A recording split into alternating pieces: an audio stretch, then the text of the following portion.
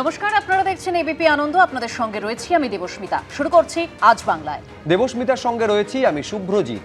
দেখুন, রাজনীতিতে সবই সম্ভব, আর তাই স্বাধীনতা দিবসেও রাজনৈতিক তরজার অন্ত নেই। কালীঘাট তৃণমূলের কুণাল ঘোষ শটান পৌঁছে গেলেন ঋতব্রত তৃণমূলের স্বাধীনতা দিবসের অনুষ্ঠানে, করলেন মমতা বন্দ্যোপাধ্যায়ের জয়গান। এক সাংসদ বলছেন জিতলে তৃণমূলেই থাকতেন, আরেক সাংসদ ফের তাকে পড়তে হলো বিক্ষোভের মুখে। দেখুন, একদিকে রাজনীতি আর অন্যদিকে তার ক্ষমতাকে হাতিয়ার করে তৈরি করা সম্পত্তি, অর্থাৎ টুলু মণ্ডল। তল্লাশি তদন্ত দুটোই চলছে, তবে টুলুকে টুল হিসাবে ব্যবহারকারী কর্তাদের নাম সেটা সামনে আসবে তো। আজকে স্বাধীনতা দিবসে তিনজন সন্দেহভাজন জঙ্গি গ্রেফতার হয়েছেন। এখন এটা নিরাপত্তার ক্ষেত্রে কতটা উদ্বেগের তা নিয়েও আমাদের আলোচনা চলবে। স্টুডিওয়ে অতিথিরা রয়েছেন, প্রত্যেকের কাছে আমি আসবো, কিন্তু শুরুতে একটা ছবি আপনাদের সামনে রাখবো। ছবিটা এরকম যে ঋতব্রত তৃণমূলের যারা বিধায়ক রয়েছেন, যারা নেতৃত্ব রয়েছেন, তারা দাঁড়িয়ে রয়েছেন। এবার তাদের সামনে বক্তৃতা করছেন কালীঘাট তৃণমূলের অত্যন্ত বিশ্বস্ত বেলেঘাটার যিনি বিধায়ক রয়েছেন, অর্থাৎ কুণাল ঘোষ। দেখুন, বাস্তবে ছবিটা কষ্ট কল্পনা হলেও এই ছবিটাই আজকে দেখা গেল। এখন কোন প্রেক্ষিতে এবং ওই মাইক হাতে নিয়ে কি বললেন কুণাল ঘোষ, দেখুন এই প্রতিবেদনে।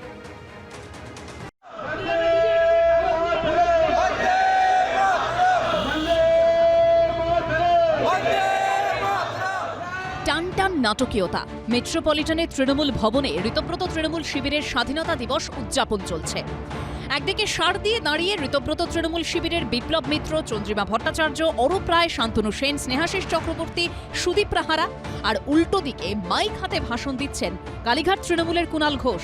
আমরা সকলকে দেশবাসীকে শুভেচ্ছা জানিয়ে, প্রণাম জানিয়ে আমরা মমতা বন্দ্যোপাধ্যায়ের নেতৃত্বে সর্বভারতীয় তৃণমূল কংগ্রেস, এখানে যারা সবাই আছি বা এখানেও যারা সবাই ছিলেন, একটা পরিবারের মতো লড়াই চালাচ্ছি।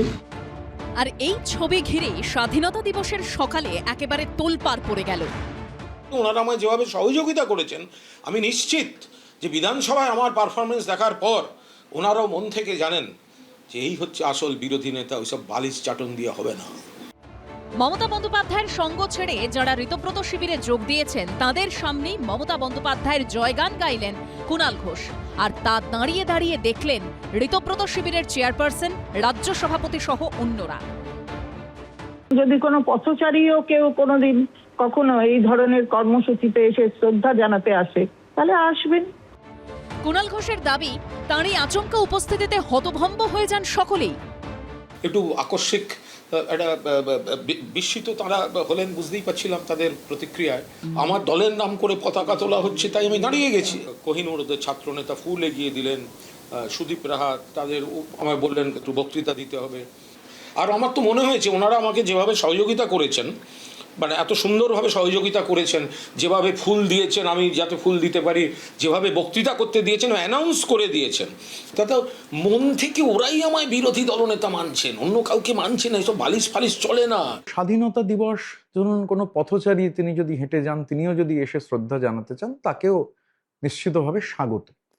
তো আমার শুধু বলার, এটা আমাদের মনে হয়, আমি সবার সঙ্গে আলোচনা করছিলাম, কারণ আমি রেড রোডে ছিলাম, তো এটা আলোচনা হচ্ছিল যে কুণালবাবু আসলে তো বিভিন্ন জায়গায় মেসেজ করছেন, ফিলার পাঠাচ্ছেন, বার্তা পাঠাচ্ছেন, আমাদেরও অনেকের সঙ্গে কথা বলছেন। তো এবারে মনে হলো আজকে যেন সরাসরি এসে ফিলার পাঠাতে চাইলেন। শুধুমাত্র মমতা বন্দ্যোপাধ্যায়ের নামে স্লোগানই নয়, নেতাজি বিতর্কে অনন্ত মহারাজ নিয়ে যেখানে ঋতব্রত শিবিরকে সেভাবে স্মরণ করতে দেখা যায়নি, এদিন সেই ঋতব্রত শিবিরের অনুষ্ঠান থেকেই বিজেপি সাংসদের গ্রেপ্তারের দাবি তোলেন কুণাল ঘোষ। নেতাজি সুভাষচন্দ্র বসুকে যে পরিমাণে অপমান তিনি করেছেন, তাকে শুধুমাত্র লোক দেখানো, ক্ষমা চাওয়া বা একটা এফআইআর করা নয়, তাকে গ্রেপ্তার করতে হবে, তাকে সাংসদ পদ খারিজ করতে হবে। এবং বিজেপি যদি সত্যি নেতাজির প্রতি তাদের শ্রদ্ধার্ঘ দেখাতে চায়, তাহলে দয়া করে আপনারা আগে দল থেকে তাকে বহিষ্কার ঘোষণা করুন। ঋত বা মৃত কোনোটাতেই বিজেপির কোনো আগ্রহ নেই। তৃণমূল নির্মূল, এটাই পশ্চিমবঙ্গের বাস্তব। মেট্রোপলিটনের ঋতব্রত শিবিরের অনুষ্ঠানে আচমকা হাজির হওয়ার আগে বৈষ্ণব চট্টোপাধ্যায়, দোলা সেনদের সঙ্গে তপসিয়ায় পতাকা উত্তোলন করে আসেন কুণাল ঘোষ। অনির্বাণ বিশ্বাস ও সমীরণ পালের রিপোর্ট, এবিপি আনন্দ। খুব ইন্টারেস্টিং এই জায়গাটা। কুণাল ঘোষ তিনি বলছেন যে যেভাবে আজকে সহযোগিতা পেয়েছি ওই ঋতব্রত তৃণমূলের অনুষ্ঠানে গিয়ে, তাতে করে ওরা মন থেকে মেনে নিচ্ছে যে এখানে আমি বিরোধী দলনেতা। আর ঋতব্রত তৃণমূল, আমি সুমনদার কাছে আসবো, সুমনদার ঋতব্রত তৃণমূলের ঋতব্রত বন্দ্যোপাধ্যায় তিনি যেটা বলছেন যে বিভিন্ন জায়গায় কুণাল ঘোষ বার্তা পাঠাচ্ছেন, ফিলার পাঠাচ্ছেন, কখনো কখনো তাদেরই অনেকের সঙ্গে যোগাযোগ করছেন, এবার যেন সরাসরি এসে তিনি বার্তা দিলেন। না, কুণাল ঘোষ আজকের যে ওই মেট্রোপলিটনের যে অনুষ্ঠানে গেছেন সেটা তিনি একবারে সগর্বে ওনার ফেসবুক পেজে ডিটেলস ওখানে বর্ণনা রয়েছে, এবং সেখানে আপনারাই তো দেখাচ্ছেন যে উনি গেছেন এবং কি বলেছেন। যাবেন তো, আরে ওরাও তো ভয় পাচ্ছে। লোকসভায় যখন শর্মিলা সরকার বর্ধমানের এমপি তিনি যখন বক্তৃতা দিচ্ছেন, এখনও তো তার এই নামের পাশে তৃণমূল কংগ্রেসের নামটা সেখানে রয়েছে, অল ইন্ডিয়া তৃণমূল কংগ্রেস। ফলে বিপদটা তো তাদের। আজকে যে বিরোধী দলনেতার কথা বলছিলেন, সাজানো বিরোধী দলনেতা, বিজেপির করে দেওয়া বিরোধী দলনেতা, সেই বিরোধী দলনেতাকে উনি বললেন কোথায় রেড ডন্ডা, কোথায় ছিলেন সরকারি অনুষ্ঠানে। উনি তো চেয়ার চান, কদিন আগে দেখছিলাম একটা কোনো সরকারি অনুষ্ঠানে উনি মুখ্যমন্ত্রীর জন্য অপেক্ষা করছিলেন, এবং যে মানে মুখ্যমন্ত্রীর পাশে বসবেন বলে স্পিকারের চেয়ারে বসে পড়ছিলেন, মানে মুখ্যমন্ত্রীর পাশে স্পিকারের চেয়ার, তারপরে বিরোধী দলনেতার চেয়ার, তা ওই নির্দিষ্ট চেয়ারটাতেই উনি বসে বসছিলেন, তারপরে মুখ্যমন্ত্রী শুভেন্দু অধিকারীর নির্দেশে তিনি পাশের চেয়ারে গিয়ে বসলেন। আসলে এই যে চেয়ার এবং ক্ষমতা, এই দুটোর সঙ্গে ওতপ্রোতভাবে জড়িত থাকার যে স্বাভাবিক চেষ্টা, তারই তো বহিঃপ্রকাশ। আরে মমতা বন্দ্যোপাধ্যায় মানেই তৃণমূল কংগ্রেসের যারা সাংসদ বা বিধায়ক যারা গেছেন, তারা তো এই মুহূর্তে দোলাচলে রয়েছেন। আপনি যে 20 জন এনসিপিআই এ যোগদান করেছেন সাংসদরা, তারা এই মুহূর্তে দোলাচলে। বিজেপি পরিষ্কার বুঝিয়ে দিয়েছে যে তারা এনসিপিআই এনডিএ থাকলেও আমরা বিজেপিতে এই মুহূর্তে তাদের জায়গা দিতে পারছি না। স্পিকার কোনো রকম বারবার বলা সত্ত্বেও স্পিকার কোনোভাবে তাদেরকে আলাদা করে আলাদা দলের স্বীকৃতি দিচ্ছেন না। ফলে গোটা যে ঘটনাটা, সেই গোটা ঘটনাটা এটা দিনের আলোর মতো স্পষ্ট হয়ে যাচ্ছে যে এরা হচ্ছেন শুধুমাত্র গদ্দার।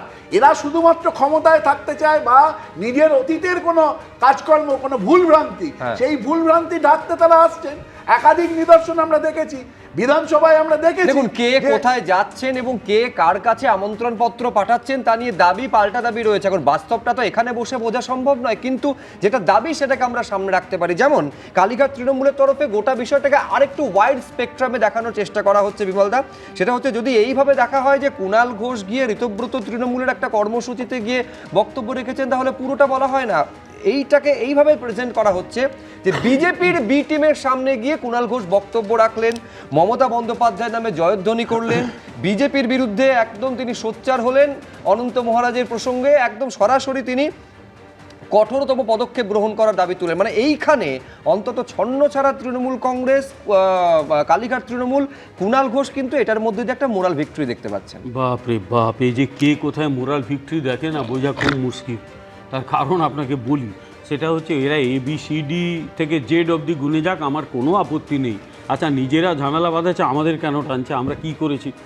আমরা তো সরকারটা চালাচ্ছি কারণ ওই দলটা পশ্চিমবাংলা তো 12টা বাজিয়ে দিয়ে চলে গেছে। বিজেপির বি টিমে গিয়ে একেবারে মমতা বন্দ্যোপাধ্যায় নামে জয়ধ্বনি দিচ্ছে। সে করুক না, আরে BCD যেখানে খুশি রাস্তাঘাটে বসে বসে জয়ধ্বনি দিক, কে বারণ করেছে? এটা কি তৃণমূল কংগ্রেস সরকার নাকি লোককে কথা বলতে দেবে না, মারবে ধরবে? আচ্ছা, একটা কথা বলি, এবার সিরিয়াসলি কথা বলি। 2021 সালে আমরা প্রায় এই রকম আসন পেয়েছিলাম, 3টে কম আসন পেয়েছিলাম। তারপরেও 5 বছর তৃণমূল কংগ্রেসের ঘুম ছুটিয়ে দেওয়া হয়েছিল, কারণ তারা অন্যায় করেছিল, সরকার চালাতে পারছিল না বলে। বিরোধী দলনেতা শুভেন্দু অধিকারীর নেতৃত্বে একেবারে নাকের জলে চোখের জলে আমরা করে দিয়েছিলাম। 80টা আসন পেয়েছে, এত ভোট পেয়েছে, 40%-এর কাছাকাছি ভোট পেয়েছে। এই দল একটা কাজটা করতে পারত। এখন আমাদের সরকার ঠিকঠাক চালাচ্ছে, কিচ্ছু করতে পারবে না। কিন্তু বিধানসভার মধ্যে অবশ্যই একটা গঠনমূলক সমালোচনা তো আমরা চাই, আমরাও চাই গঠনমূলক সমালোচনা হোক। আমরাও চাই যে অন্তত আমাদের সরকার কোথায় কি ভুল করছে সেটা নিয়ে তারা চর্চা করুক না, যেটা বিরোধী দলের কাজ। সেইটা না করে নিজেদের মধ্যে কামড়া কামড়ি, ঝগড়া ঝাঁটি, সে ওরা করছে আমরা কি করব তাতে? দ্বিতীয় কথা, আসলে এটা কেন হচ্ছে, লাস্ট কথা বলি। দীর্ঘদিন ধরে তৃণমূল কংগ্রেস তো দল হিসেবে গড়ে ওঠেনি। তৃণমূল কংগ্রেস গড়ে উঠেছে একটা প্রাইভেট লিমিটেড কোম্পানি, পিসি ভাইপো কোম্পানি। দ্বিতীয় কথা, মমতা বন্দ্যোপাধ্যায়ের অবস্থায় দস্যু রত্নাকরের মতো। তিনি যখন এনে দিয়েছেন সবাই খুশি, পাপের ভাগ আর কেউ নয় না, সব ছেড়ে পালাচ্ছে। আরে দস্যু রত্নাকরের ওনার উচিত ছিল ইতিহাসটা জানা। উনি সবাইকে যা যা দিয়েছেন, ক্ষমতা দিয়েছেন, যখন সে সবাই পালাচ্ছে, এর জন্য কেউ যদি দায়ী থাকে মমতা ব্যানার্জি। আমরা কি ওনাকে বলেছিলাম যে পশ্চিমবাংলাকে আপনি ধ্বংস করে দিন? আমরা কি ওনাকে বলেছিলাম যে চারিদিকে চুরির সাম্রাজ্য করে সেই সাম্রাজ্যে আপনি নেত্রী হয়ে বসে থাকুন? আমরা কি বলেছিলাম আপনার এই অপগণ্ড অপদার্থ ভাইপোটাকে সামনে নিয়ে আসুন? আমরা তো কিছুই বলিনি। যা করার উনি করেছেন। এখন ঘরের কোণে বসে আর রাস্তায় নামতে হচ্ছে না, ঘরের কোণে বসে ওনাকে ফেসবুক করতে হচ্ছে, আর নিজের দলটা ভেঙে চৌচির হয়ে গেছে। এই যে মেট্রোপলিটনে যে ছবিটা দেখা গেল সেটা শুভময় মৈত্র কিভাবে ব্যাখ্যা করেন একটু শুভময়দার কাছে যাব। শুভময়দা, আজকের এই যে ছবিটা সেটা কি কুণাল ঘোষের স্বাধীনতা দিবসের স্বাধীনতা হিসেবে দেখছেন, নাকি একটা আচমকা ঘটে যাওয়া ঘটনা হিসেবে আপনি ব্যাখ্যা করতে চাইবেন, নাকি যে সুপরিকল্পিতভাবেই কুণাল ঘোষ এটা করেছেন এটা আপনি ভাবতে চাইছেন? হ্যাঁ দেখুন, মানে কুণাল ঘোষ যখন কোনো রাজনৈতিক পদক্ষেপ নেন আর কি, তখন সেটাকে বাইরের থেকে বুঝতে পারা কিন্তু অতটা সহজ নয়। এবং সত্যি যে যে আলোচনাগুলো আসছে, একটা হচ্ছে তার অঞ্চলে এই ধরনের সভা হচ্ছিল এবং আমাদের একটি স্বাধীন দেশ, গণতান্ত্রিক দেশ, সেখানে পতাকা উত্তোলন হচ্ছে তিনি দেখেছেন এবং সেই জায়গায় তিনি চলে গেছেন, তার বক্তব্য রেখেছেন। দ্বিতীয়, হ্যাঁ মানে বোঝার বাইরে কাজ করছে, আমি সেই গুরুত্ব দেখে একটু হচ্ছে না, কুণাল ঘোষকে গুরুত্ব দিতেই হবে, কারণ কুণাল ঘোষকে বাংলার সংবাদ মাধ্যমও যথেষ্ট গুরুত্ব দিচ্ছে। প্রতিদিন আমরা তার কথা শুনি এবং সে নাটকের জন্যই হোক বা যে কারণেই হোক, ফলে তাকে গুরুত্ব না দেওয়ার জায়গাটি এখানে আসছে না। মানে প্রশ্ন যে জায়গাটায় আসছে, একটি হচ্ছে যে তিনি খুব সাধারণভাবে যেতে গিয়ে হঠাৎ করে ঘটনাটি ঘটে গেছে, আর দ্বিতীয় বিষয়টি যেটা বিমলদা বললেন খুব গুরুত্বপূর্ণ, যে তৃণমূল কংগ্রেস সম্পূর্ণ ভেঙে পড়েছে আর কি।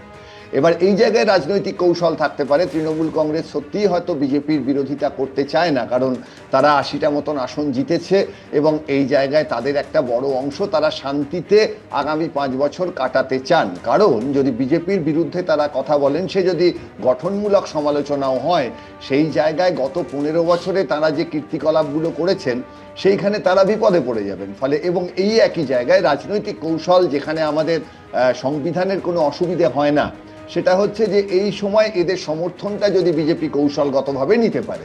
কিন্তু মূলত কুণাল বাবুর বিষয়টি যদি ভাবা হয়, তাহলে যে কথাটি ঋতব্রত বাবু বললেন, যে কুণাল বাবু বার্তা দিতে চাইছেন, ঋতব্রত বাবুর যে তৃণমূল, কোন তৃণমূলটি আসল কোনটা বড় এ তো আগামী দিনে বোঝা যাবে, কিন্তু যে কুণাল বাবু যে যেতে চাইছেন ঋতব্রত তৃণমূলে, এই বার্তাটির কথাটা কিন্তু খুব একটা বিশ্বাসযোগ্য এখনো মনে হচ্ছে না। কারণ তৃণমূল কংগ্রেস যে একটা দুর্বলতম জায়গায় চলে গেছিল, তাদের বিভিন্ন নেতা নেত্রীরা সামাজিকভাবে এই মুহূর্তে যে কেউ পছন্দ করছে না তাদের, বিশেষ করে যারা মমতা বন্দ্যোপাধ্যায়কে ছেড়ে গেছেন, সেই জায়গায় দাঁড়িয়ে কুণাল ঘোষ কিন্তু পশ্চিমবঙ্গের রাজনীতিতে তার ঐকান্তিকতাটুকু প্রমাণ করতে পেরেছেন। তিনি হেরোদের দলে আছেন, তিনি যে দলটা অত্যন্ত খারাপ, বাংলার মানুষ যাকে পছন্দ করে না সেই দলে আছেন, কিন্তু সেই দলটাই রয়ে গেছেন।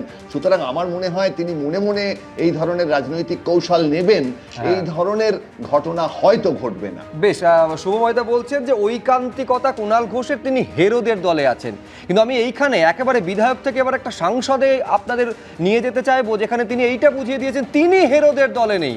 যে দল হেরে গিয়েছে তাদের দলে থাকার কোনো প্রশ্নই ওঠে না। স্পষ্ট রচনা বন্দ্যোপাধ্যায় বলছেন যে তৃণমূল জিতলে আমি তৃণমূলে থাকতাম, যেহেতু তিনি থাকার কোনো প্রশ্নই নেই। দেখুন কি বলেছেন।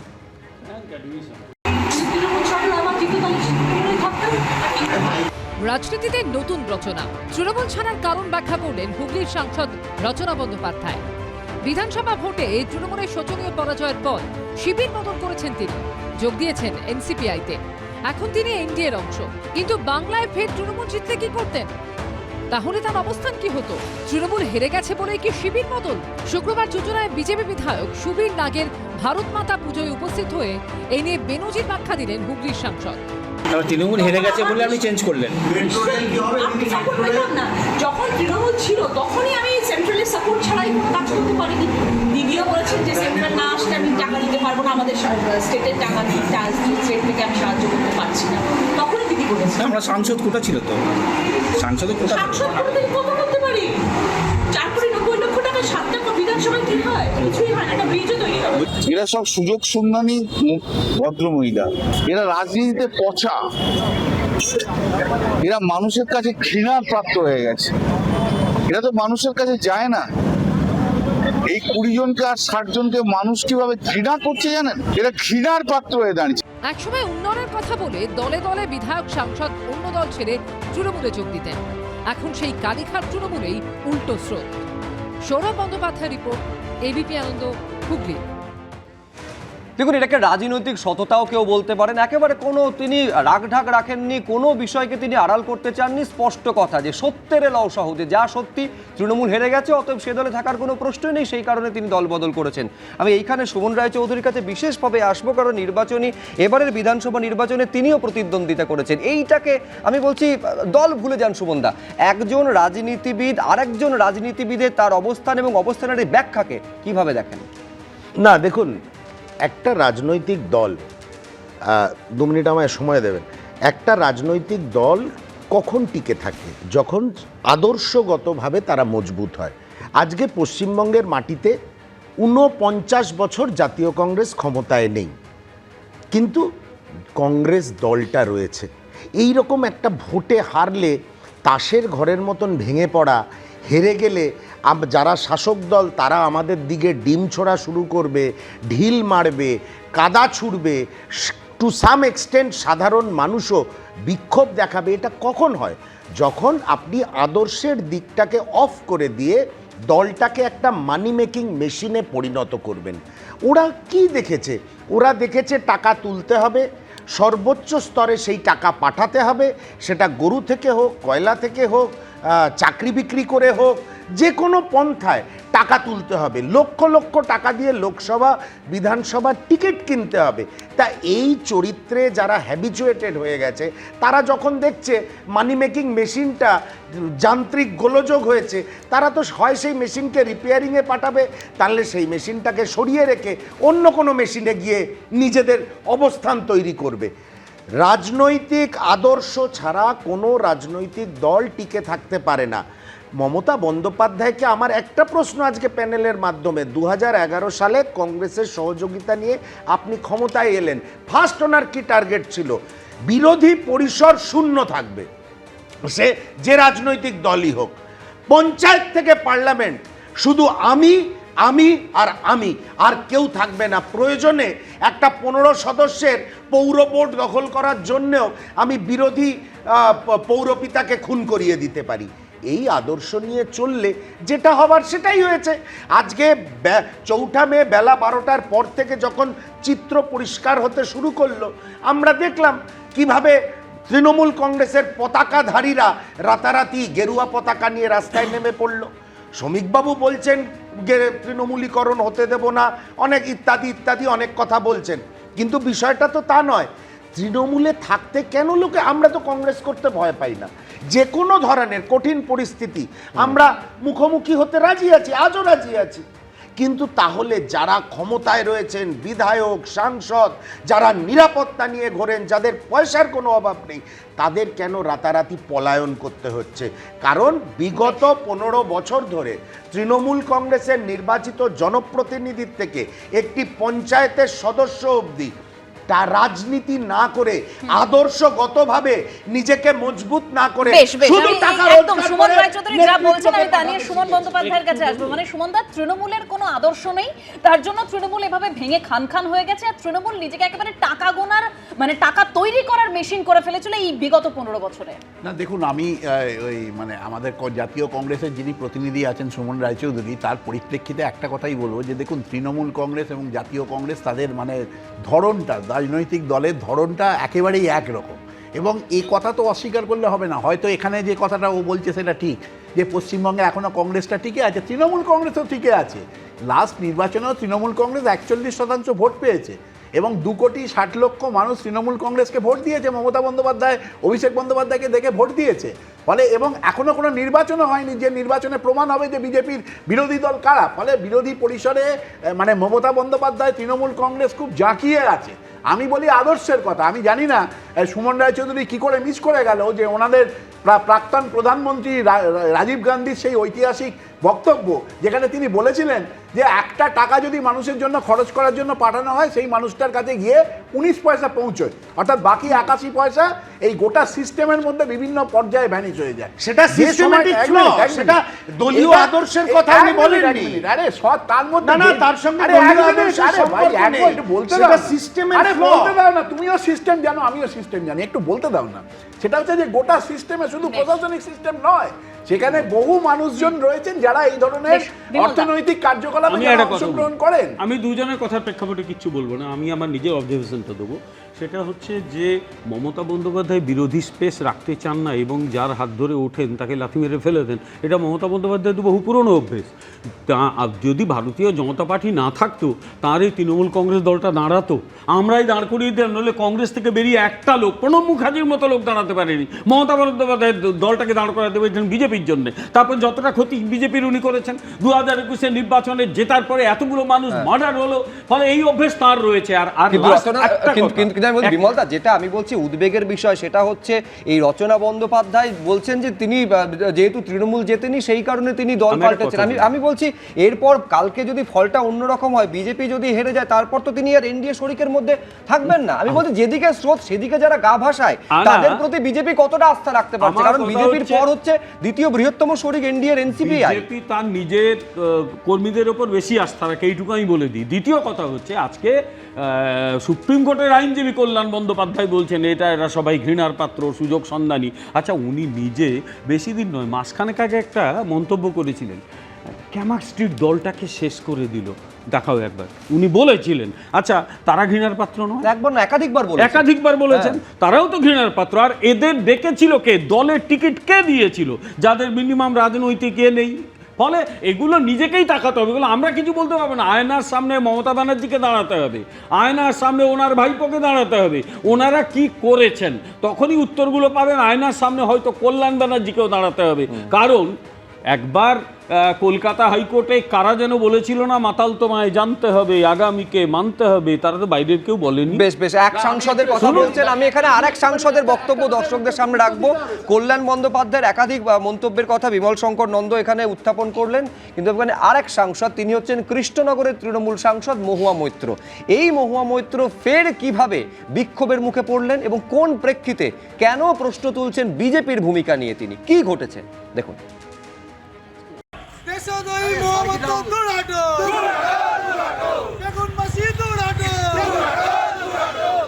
রাজনৈতিক কর্মসূচি শুধু নয় যে আমার এখানে আসাটা বন্ধ করা। কৃষ্ণনগর সার্কিট হাউসে মহুয়া মৈত্র, বাইরে বিক্ষোভ, গো ব্যাক স্লোগান,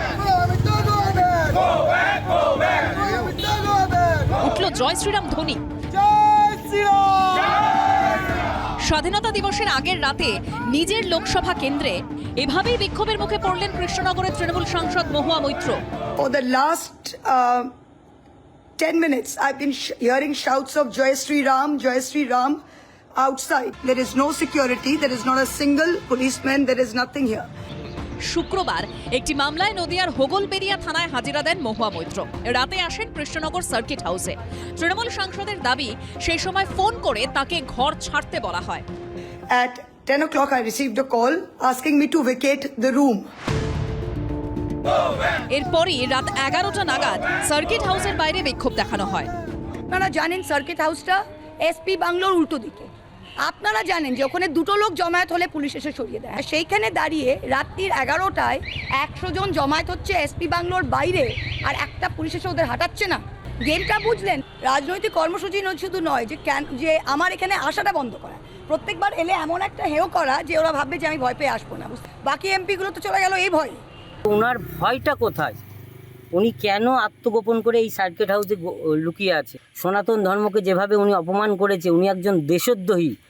এ নিয়ে এক্স হ্যান্ডেলে মুখ্যমন্ত্রীকে ট্যাগ করে অভিষেক বন্দ্যোপাধ্যায় লিখেছেন, একজন মহিলা সাংসদ মহুয়া মৈত্রকে মাঝরাতে একটি সার্কিট হাউস থেকে বেরিয়ে যেতে বলা হয়েছে, আর আগামীকাল বিজেপি নেতারা দেশের সামনে দাঁড়িয়ে মহিলাদের ক্ষমতায়ন নিয়ে বক্তব্য রাখবেন। এটা কর্তৃত্ব নয়, এটা নিরাপত্তাহীনতা।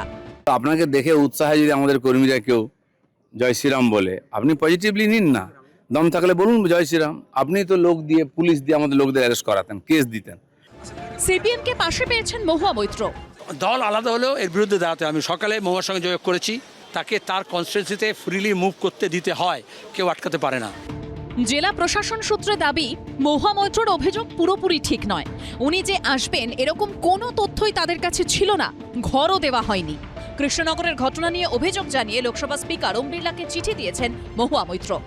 প্রদ্যোৎ সরকার ও উজ্জ্বল মুখোপাধ্যায়ের রিপোর্ট, এবিপি আনন্দ।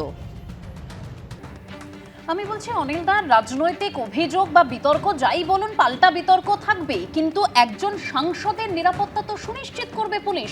যেখানে মহুয়া মৈত্র ঠিক এই পোস্টটা দেখতে পাচ্ছেন, উনি বলছেন যে নো সিকিউরিটি, অর্থাৎ একজন সাংসদ তার সংসদীয় এলাকাতেই নিরাপদ নন। না না, নিরাপত্তার ব্যাপারটা ওনাকে তো সার্কিট হাউসে খবর দিয়ে যেতে হবে। সার্কিট বুকিংয়ে তার নিয়ম মতো গেছেন কিনা সেটাও তো দেখতে হবে। এনারা তো সবসময় সামনে আসতে চান, ভাবতে। যিনি বলছেন নিরাপত্তা নেই মানে না, আইন মানেনি, উনি কি আইনটা মেনেছে? রাজভবনের সামনে মিটিং করে ওদের 144 সবসময় করা থাকে। উনি কোন আইনটা মেনেছিলেন? পুলিশের ঘাড়ে মাথা হয়নি একটা নোটিশ ধরিয়ে দেওয়ার। তার ফলে কি হলো, বর্তমান মাননীয় মুখ্য যখন এলওপি ছিলেন তখন ওখানে মিটিং করার জন্য হাইকোর্ট থেকে ওইটাকে সাইড করে করলেন। তখন পুলিশের ঘাড়ে মাথা হয়েছিল হাইকোর্টে ওই 144 যে প্রমালগেশন ছিল সেইটা দেখিয়ে ওনার বারণ করা। ওনারা কী রেখেছেন? পুলিশকে কি করে রেখেছেন? পুলিশের সামনে পুলিশকে মেরেছেন, পুলিশের মাথা ফাটিয়েছেন, পুলিশের জিনিস পুড়িয়েছেন, থানা জ্বালিয়েছেন, তারপরে তাদের যার গুলি চালিয়েছে রিইনফোর্সমেন্টে তাদের টাকা দিয়েছেন, পুলিশকে সরিয়ে দিয়েছেন। মহেশতলায় কী করছেন? ওনার ডায়মন্ড হারবার মডেল, পুলিশকে মেরেছে, সার্জেন্টের বুক দিয়ে রক্ত বেরোচ্ছে, মহিলা হোমগার্ডের গায়ে লেগেছে, ট্রাফিকের এএসআই বলছেন আমি জান হাতে ওরে ডিউটি করছি, তাদের কারা মেরেছে সবাই দেখা গেছে। তাদের কাউকে না ধরে পরের দিন মাইকে করে জিপ নিয়ে ঘুরে সাদা ফ্ল্যাগ ওড়াচ্ছেন। ডায়মন্ড হারবার মডেল, ওটা হারবার মডেল না, HRBOর না, ওটা হারবার, বাংলায় হারবার মডেল হয়ে গিয়েছিল। আর আজকে এনারা সমালোচনা, রাজনীতি করলে কি লাজ লজ্জা সব বিসর্জন দিতে হয়? আমি তো বুঝতে পারছি না। আর ইনি যেটা বলছেন যে গদ্দার, হ্যান তার ঠিকই, গদ্দারিতে তো মমতা ব্যানার্জি আর ডেড বডি নিয়ে রাজনীতি করার জন্য প্রিমিয়ার। গদ্দারিতে উনি যাকে ধরে উঠেছেন, যেটা বললেন তাকেই ছেড়েছেন। ওনার ডিএনএতে তো কংগ্রেস, সুব্রত মুখার্জি ওনাকে, প্রয়াত সুব্রত বাবু ওনাকে টিকিটের ব্যবস্থা করে লাইমলাইট এনেছেন, সেই কংগ্রেস ছেড়ে। আমি এখানে মহুয়া মৈত্রর বক্তব্য আপনারা শুনলেন, আমি বক্তব্যের একটা অংশ আরেকবার দর্শকদের বলি। তিনি বলছেন যে রাত 11টায় 100 জন জমায়েত হচ্ছে এসপি বাংলোর বাইরে, আর একটা পুলিশ এসে ওদের হটাচ্ছে না। গেমটা বুঝলেন?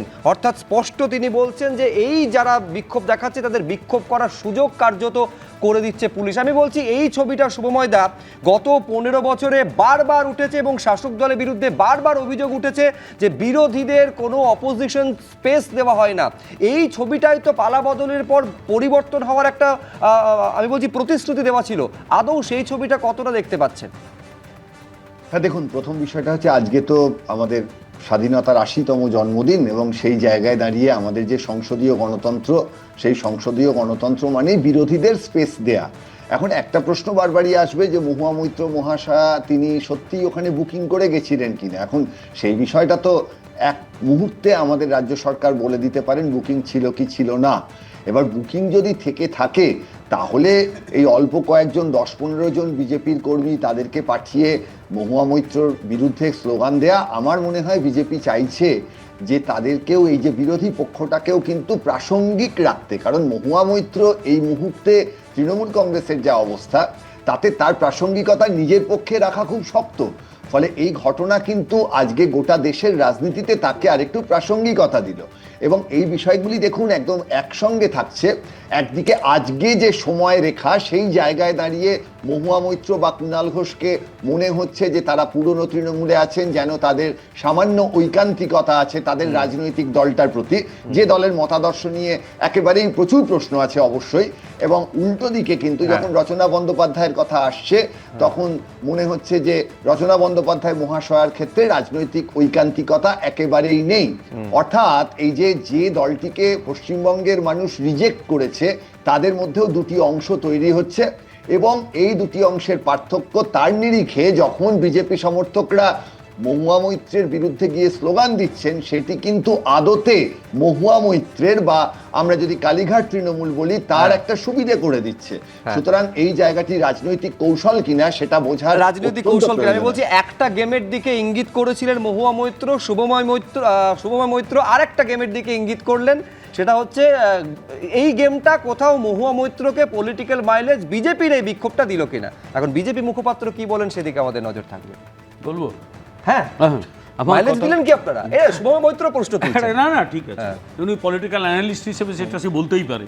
আমার কথা হচ্ছে মহুয়া মৈত্রকে নিয়ে আমার সত্যি কোনো রকম বলতে ইচ্ছে করে না, কারণ ওর কথাবার্তা আচার আচরণ আমার একদম পছন্দ হয় না।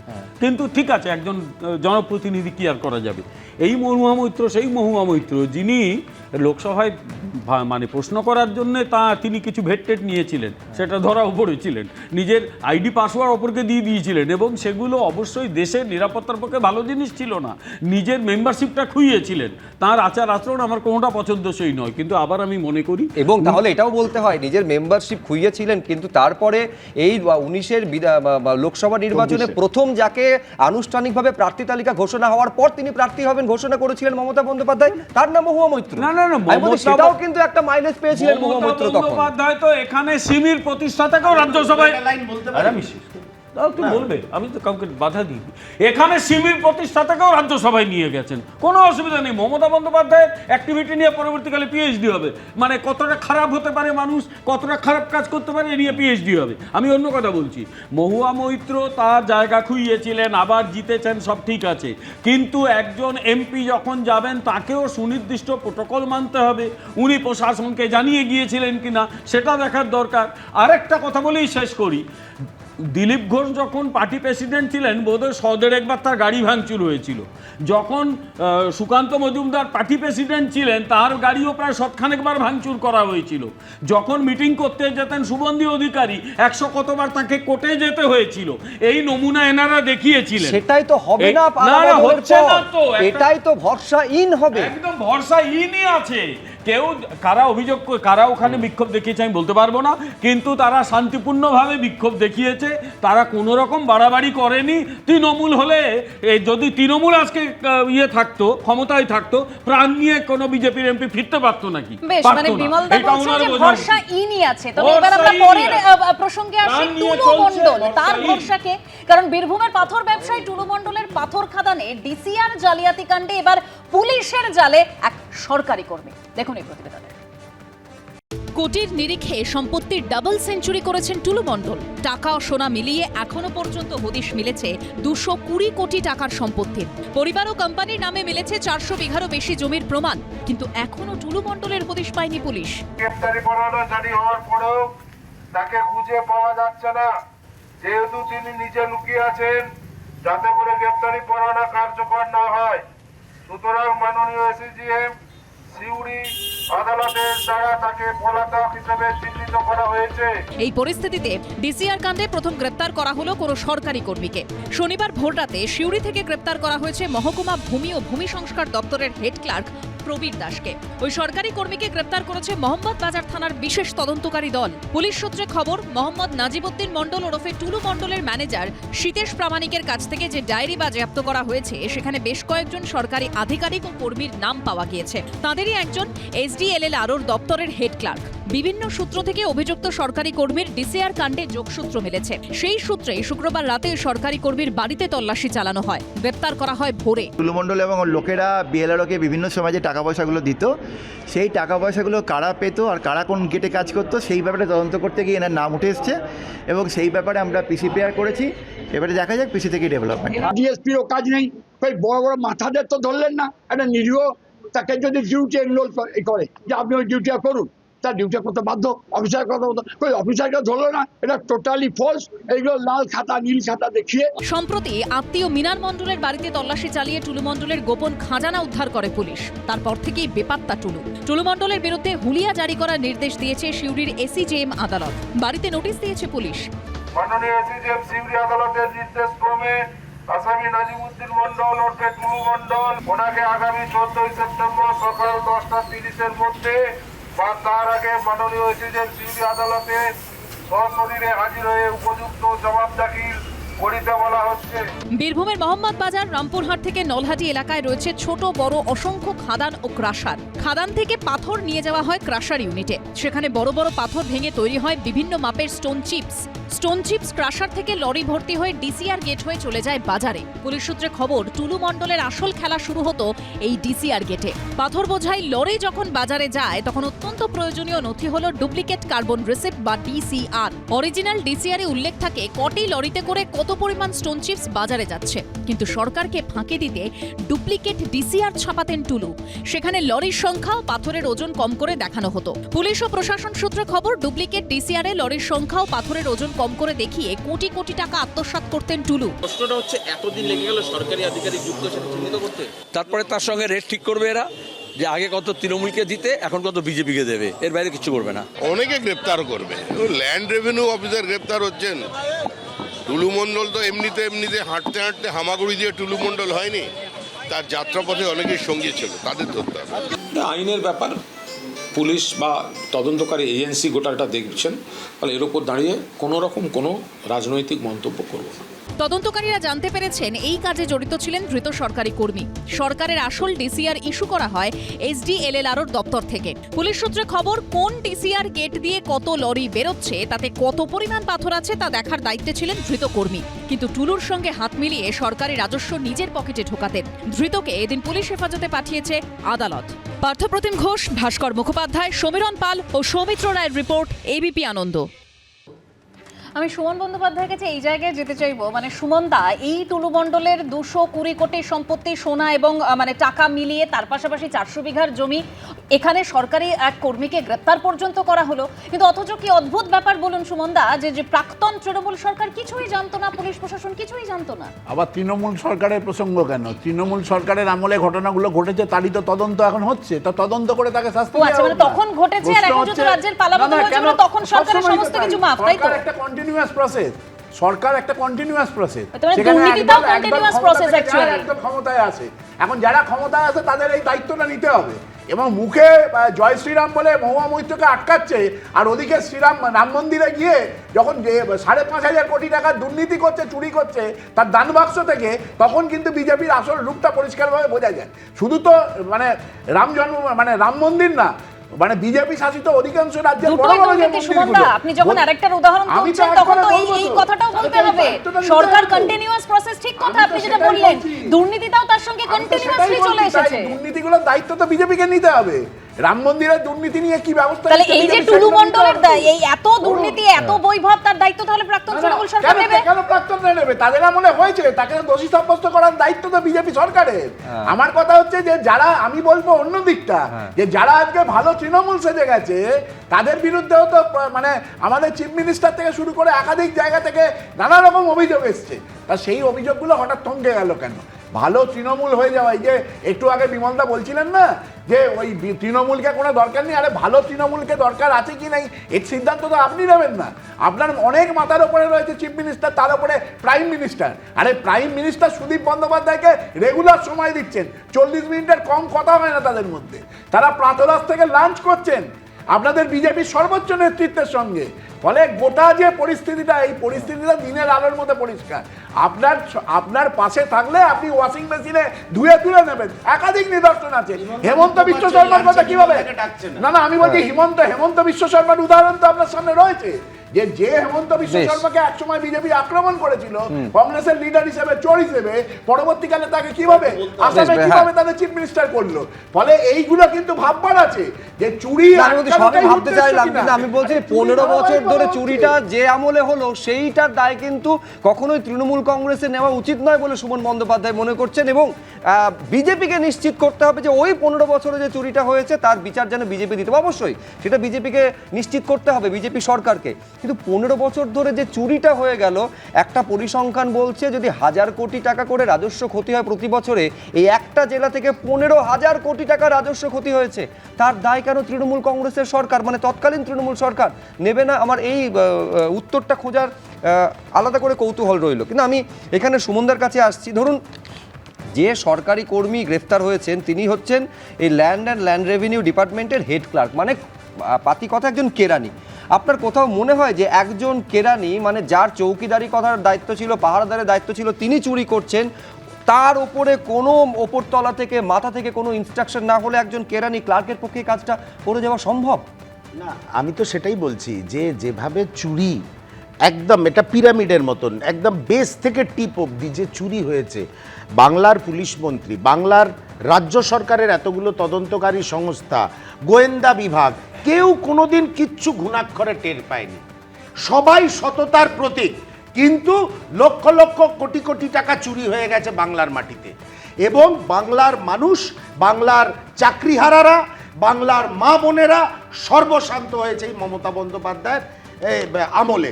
আজকে সুমনদা বলছেন কিছুই কেউ জানতো না, এখন তদন্ত হোক। আপনারা 15 বছর ধরে কিছু জানতে পারেননি সুমনদা, যে এত টাকা চুরি হয়েছে, এত সম্পত্তির ক্ষয়ক্ষতি হয়েছে। বলছো কেন? প্রেজেন্ট টেন্সে কথা বলো। বিজেপি সরকার এসে গেছে, চুরিটা তো আপনাদের আমলে হয়েছে। সরকার এসে গেছে, আরে চুরিটা তো আপনাদের আমলে হয়েছে। না বলে কি হবে? তার দায়িত্ব। আচ্ছা, আরে বিজেপি সরকারের কথা বলছি, বিজেপি সরকারের কথা আপনাকে বলছি তো, বিজেপি সরকারের কথা বলছি।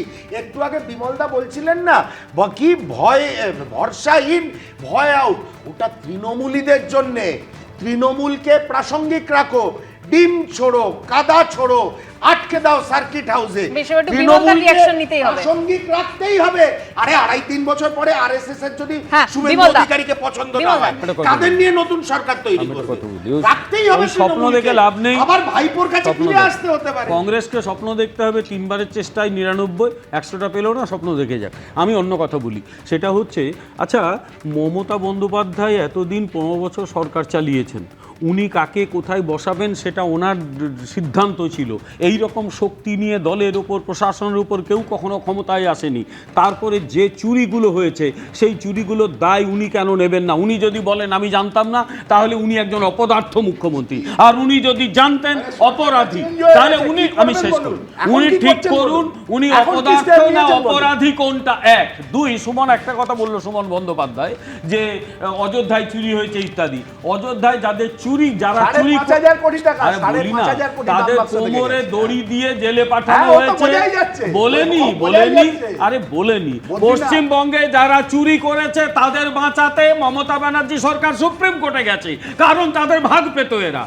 বিজেপি ভাগ পায় না, চুরি হলে তাদের জেলে পাঠায়, আর এখানে মমতা ব্যানার্জি চোরেদের বাঁচাতে সুপ্রিম কোর্টে যায়। যে চোরেদের সরকার বলে।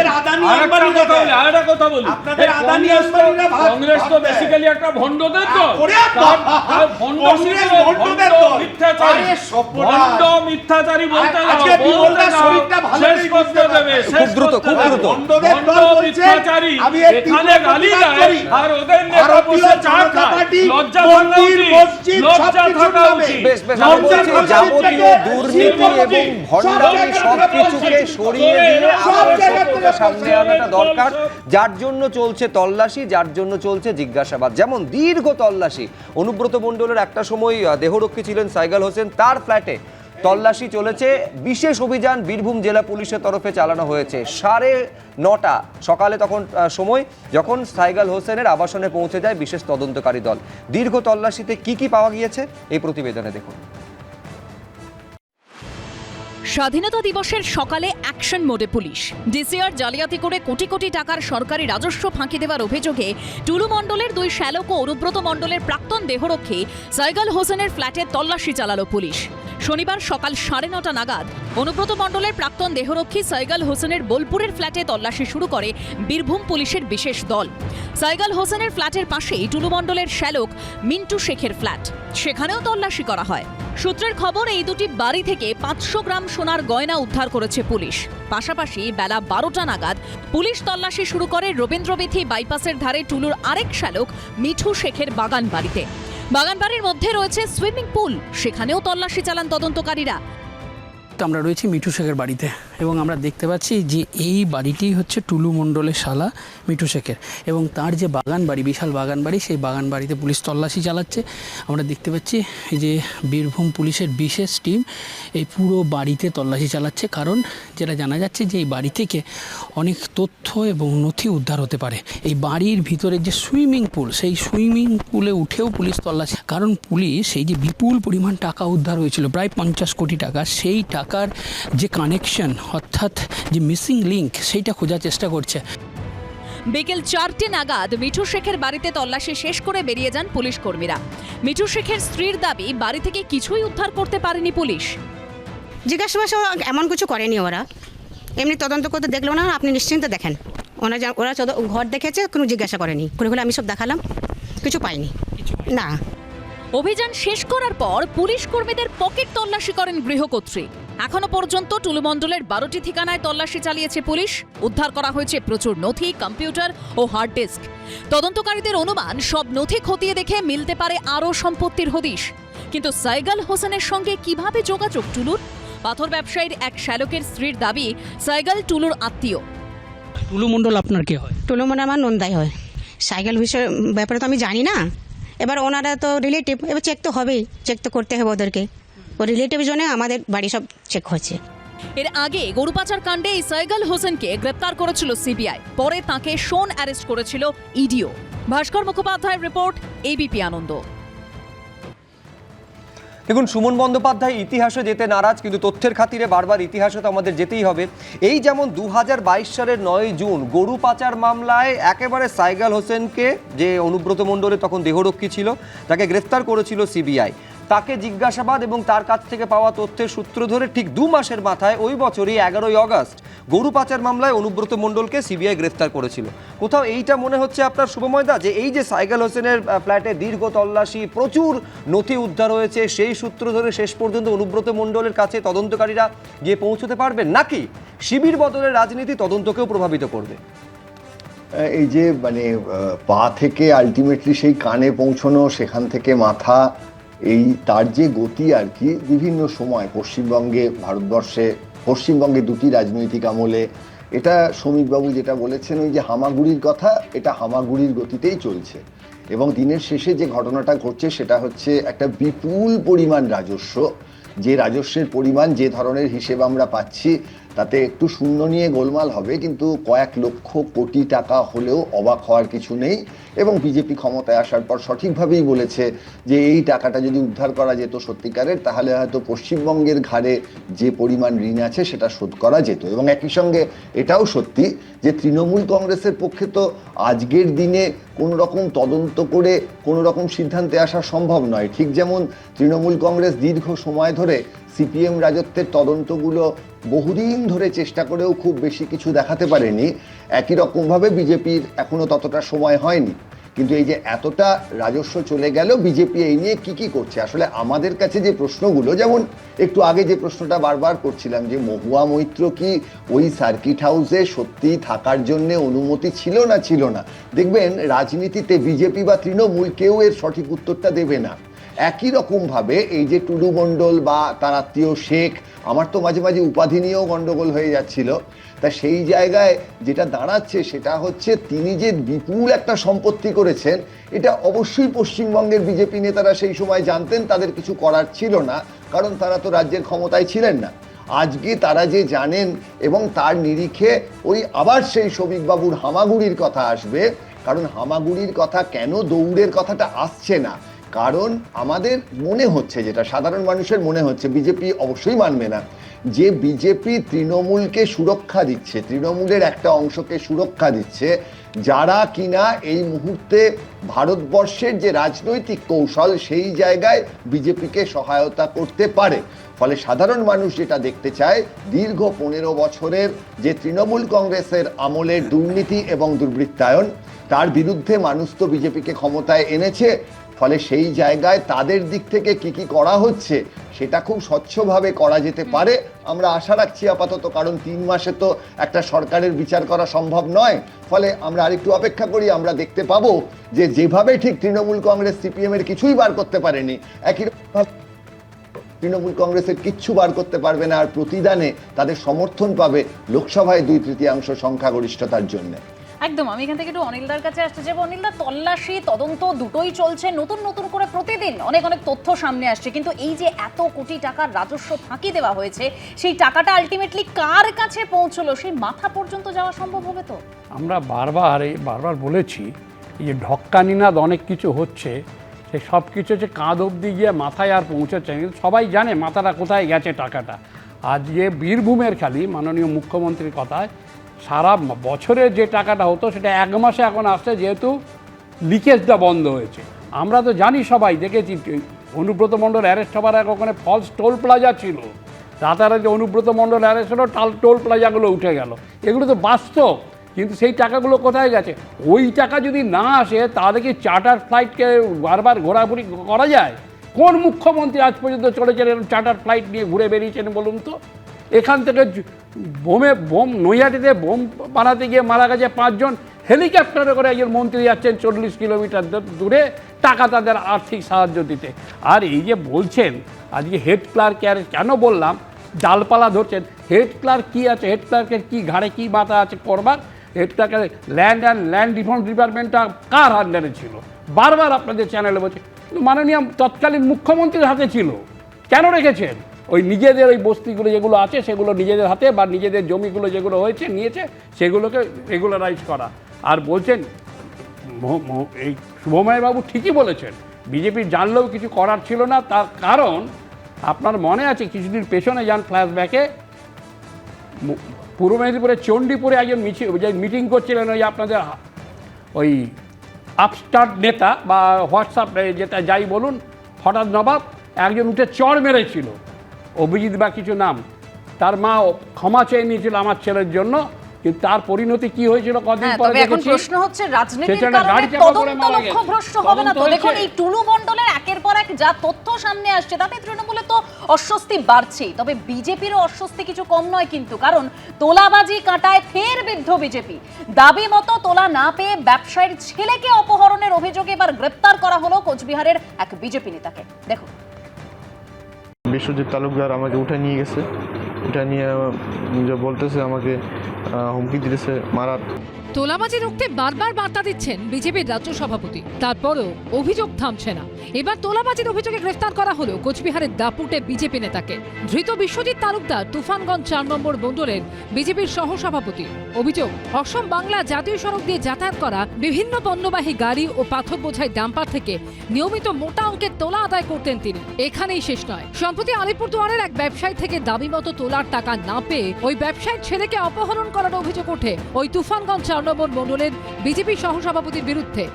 আমাকে এই ভাঙাবাড়ি চেকপোস্ট থেকে উঠেছি, রাত্রে 3টা ডাম্পার ছিল আমার চালান দেখাতে গেছিলাম, অনেক টর্চার করছে আমাকে, ভুগাইছে ঘুরেছে, এখানে মারছে ছটপটাই দিয়েছে আমার বিশ্বজিৎ তালুকদার তার সঙ্গীরা। বক্সিরহাট থানায় বিজেপি নেতা বিশ্বজিৎ তালুকদারের বিরুদ্ধে লিখিত অভিযোগ করা হয়। শুক্রবার গভীর রাতে তাকে বাড়ি থেকে গ্রেফতার করে তুফানগঞ্জ থানা। ধৃত বিজেপি নেতার বিরুদ্ধে সরব হয়েছে দলেরই একাংশ। উনি প্রতিদিন এই যে পণ্যবাহী গাড়ি থেকে মাছ, পোলট্রি, সুপারি এবং মহিষের গাড়ি যেভাবে যায়, প্রতিনিয়ত উনি তোলাবাজি শুরু করে দিয়েছে। গত পরশুদিন এক ব্যবসায়ীর ছেলেকে অপহরণ করে নিয়ে যায়। উনি আজকে যেভাবে বিজেপির নাম ভেঙে তোলাবাজি করছে, আমরা এইরকম বিজেপি নেতা চাই না, তার উপযুক্ত আমরা শাস্তি চাই। দলের যে কোনো কর্মী যদি কিনা কোনো অনৈতিক কাজ করে তাহলে দল কঠোর ব্যবস্থা নেবে। এর আগে একাধিকবার তোলাবাজি থেকে দলের নেতাকর্মীদের দূরে থাকার বার্তা দিয়ে কড়া হুঁশিয়ারি দিতে শোনা গেছে বিজেপির রাজ্য সভাপতিকে। আমি আমার দলের পক্ষ থেকে যদি দাঁড়িয়ে আপনাদের সামনে বলি যে আমি সমস্ত জায়গায় এক্সটর্শন বন্ধ করে দিতে পেরেছি, ভুল বলছি। পুলিশ সূত্রে খবর, ধৃত বিজেপি নেতার বিরুদ্ধে ওঠা অভিযোগ খতিয়ে দেখতে তদন্ত শুরু করা হয়েছে। শুভেন্দু ভট্টাচার্য ও অনির্বাণ বিশ্বাসের রিপোর্ট, এবিপি আনন্দ।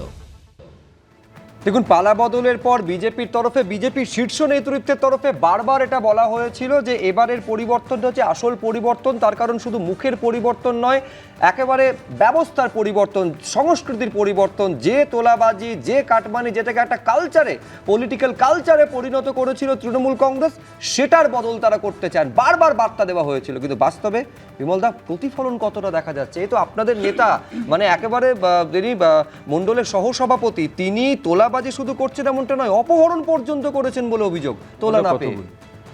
একটু আগে তুমি বললে যে এটা একটা রাজনৈতিক সংস্কৃতিতে পরিণত হয়েছে। যখন এটা একটা রাজনৈতিক সংস্কৃতিতে পরিণত হয়, তাকে দূর করাটা অসম্ভব আমি বলবো না, কিন্তু সময় সাপেক্ষ এবং কঠিন। তার কারণ পশ্চিমবঙ্গে এই যে কুইক মানি নেওয়া, এটা তো একটা কালচারে পরিণত হয়েছিল, টপ টু বটম। তার জন্যই পঞ্চায়েত দখল, তার জন্যই পুরসভা দখল। এমনকি বহু জায়গায় তৃণমূলের পার্টির নেতৃত্বে এসেছে, লোকাল নেতা হয়েছে, তার জন্য 10-20 লাখ টাকা দিয়েছে, সবকটা তোলাবাজির জন্যে। ফলে তোলাবাজিটা সংস্কৃতিতে পরিণত হয়েছে। কিন্তু এটা সমর্থন করার জন্য আমি বলছি না, আমি পরিষ্কার বলছি যে ভারতীয় জনতা পার্টির কেউ এটার সঙ্গে যুক্ত হলে দল তাদের পাশে দাঁড়ায় না, তাকে বলে না যে সে একেবারে বাচ্চা ছেলে, তার মাথায় অক্সিজেন যায় না, তাই সে কাজ করে ফেলেছে। বরং সে গ্রেপ্তার হয়েছে। ভারতীয় জনতা পার্টি কঠোর ব্যবস্থা নেবে, তাদের ঠাঁই দলে হবে না, নিশ্চয়ই তদন্ত করতে হবে। প্রত্যেক লোকের কাজের তো তদন্ত করতে হয়, তদন্ত করার পর কঠোর ব্যবস্থা নেওয়া হবে, এইটুকু আপনাকে আমি নিশ্চিত করে যেতে পারি। কিন্তু আবার আমি বলছি যে এটা তৃণমূল কংগ্রেস নয়। যারা কেউ যদি ভেবে থাকে এই তোলাবাজি করে তৃণমূলের কালচারকে এখানে ঢোকাবে, এটা হবে না, পরিষ্কার। কিন্তু সেই তৃণমূলী কালচারে তো আপনাদের দলের একটা অংশ গা ভাসাচ্ছে, এই পরপর গ্রেফতারি থেকে শুরু করে সেইটা হয়েছে বলেই তো আপনাদের সাসপেন্ড করতে হয়েছে, শোকজ করতে হয়েছে। তারপরে ছবিটা কতটা বদলাবে? নিশ্চয়ই বদলাবে। আরে অ্যারেস্ট করা হচ্ছে, সাসপেন্ড করা হচ্ছে, এটা তো তোমরা মেনে নিচ্ছ। যদি মেনে নিতে হয় তাহলে আমাদের পক্ষ থেকে আমাদের প্রচেষ্টার কোনো ত্রুটি নেই, ঘাড় ধাক্কা দিয়ে বার করা হবে দল থেকে। এই দলে থেকে তোলাবাজি চলবে না, পরিষ্কার বলে দেওয়া হচ্ছে। কিন্তু কেউ যদি এই অপরাধ করে ফেলে তাকে কিন্তু সবক শেখানো হবে, সেই জন্যই অ্যারেস্ট করা হচ্ছে। দলটার নাম বিজেপি, এটা তৃণমূল কংগ্রেস নয় যে টপ টু বটম সবকটা তোলাবাজ হবে। আমি বলছি যে এই যে মানে তোলাবাজির ব্যাপারটা তো বিমলদা বলছেন কোনোভাবে হচ্ছে না, তোলাবাজি অলরেডি ঢুকে গেছে। আমি একটা ওই শুভময়দার একটা প্রশ্নের কথাই বলছি, উনি একটা বললেন যে ওই পাথর খাদান টাদান ওগুলো থেকে অনেক রাজস্ব ক্ষতি হয়েছে, হয়তো সেই জায়গাটা তো একটা হিসেব তো পেয়েছেন, মানে একটা হিসেব হয়েছে, মুখ্যমন্ত্রী একটা হিসেব দিয়েছেন যে আগে এত পাওয়া যেত, এখন এত পাওয়া গেছে, হিসেব পাওয়া গেছে। আপনি বলুন তো, বিজেপি আমলে 152টা প্রশ্ন ফাঁস হয়েছে, 152টা প্রশ্ন, এবং বিশেষত নিট পরীক্ষায় কত টাকার দুর্নীতি হয়েছে আপনি ভাবতে পারবেন না। সেই দুর্নীতির অঙ্কটা আমরা জানি না। আপনি বলছেন তোলাবাজি হয়নি, আরে জিতেন্দ্র তিওয়ারি, তিনি তো বিজেপির এমএলএ, তিনি যে বক্তৃতা রেখেছেন তাতে তো মারাত্মক কথা বলেছেন যে তৃণমূল কংগ্রেস 15 বছরে যা তোলাবাজি করতো, এরা কয়েক মাসের মধ্যে তার থেকে বড় তোলাবাজ হয়ে গেছে। এবং ঘটনা এটা যে এবার তো উল্টো দিকও আছে, উল্টো দিকও আছে। আমি বলছি এটাকে তো এইভাবেও দেখা যেতে পারে। আমি বলছি এই বাস্তব সার সত্যটা অন্তত বিজেপি স্বীকার করে ব্যবস্থা নেওয়ার কথা বলছে, মানে এগুলো অপপ্রচার, ছোট ঘটনা বলে তো উড়িয়ে দেওয়ার চেষ্টা বিজেপি করছে না। একাধিক বিধায়কের বিরুদ্ধে অভিযোগ আছে, বিচ্যুতি যে নেই এটা তো সরাসরি বিজেপির কোন বিধায়ক কাছে গিয়ে অভিযোগ করেছে, বিচ্যুতি নেই। সুপ্রজিৎ, আরে মুখ্যমন্ত্রীর দরবারে আমদরবারে গিয়ে অভিযোগ করেছে, যাদবপুরের বিধায়ক মানে দোকান দখলের অভিযোগ, যাদবপুরের বিধায়কের বিরুদ্ধে অভিযোগ আছে, অভিযোগের বিরুদ্ধে অভিযোগ আছে, টালিগঞ্জের বিধায়কের বিরুদ্ধে অভিযোগ আছে। আপনি জানেন টালিগঞ্জে ফেডারেশনের জায়গায় কনফেডারেশন করে সেখানে কি পরিস্থিতি তৈরি হচ্ছে। আমি বলছি যে ভারতবর্ষের রাজনীতিতে দুর্নীতি ছিল, আছে, থাকবে। সরকারকে যেটা করতে হবে, আমি বলি সরকারকে যেটা করতে হবে সেটা কতটা কমাতে পারে সরকার, এই চ্যালেঞ্জটা সব সরকারের কাছে আছে।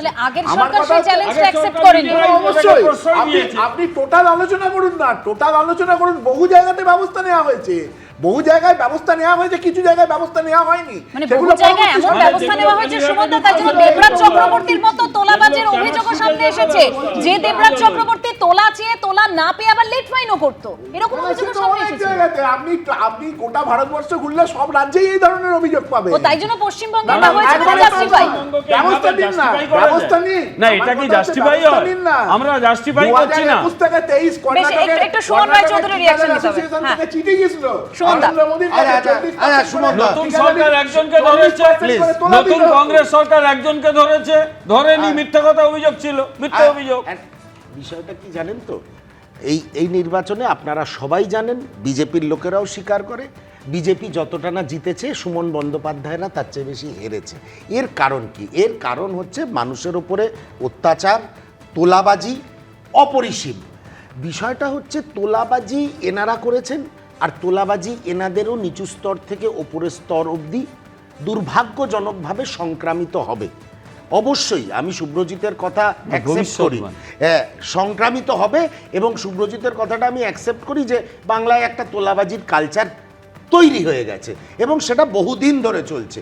কিন্তু আমি ভারতীয় জনতা পার্টির যে সরকার এখানে নির্বাচিত হয়েছেন, যদিও ওই নির্বাচন নিয়ে আমাদের বিভিন্ন স্তরে অনেক ধরনের অবজেকশন রয়েছে, তা সত্ত্বেও আমি বলবো তৃণমূলের তৃণমূলীকরণ হতে দেব না।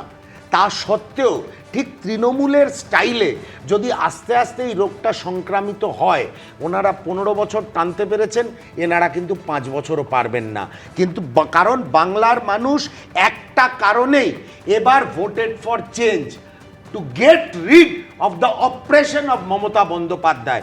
কিন্তু এনাদের যা অবস্থা দেখছি বা এনারা যেভাবে শুরু করেছেন, কতদিনে যে এটা কত শীঘ্র যে এই একই কালচারটা কাছাকাছি এসে যাবে, এটা নিয়ে আমার বেশ সন্দেহ আছে, বেশ সন্দেহ আছে। কংগ্রেসই তো বলবে, কংগ্রেসই তো বলবে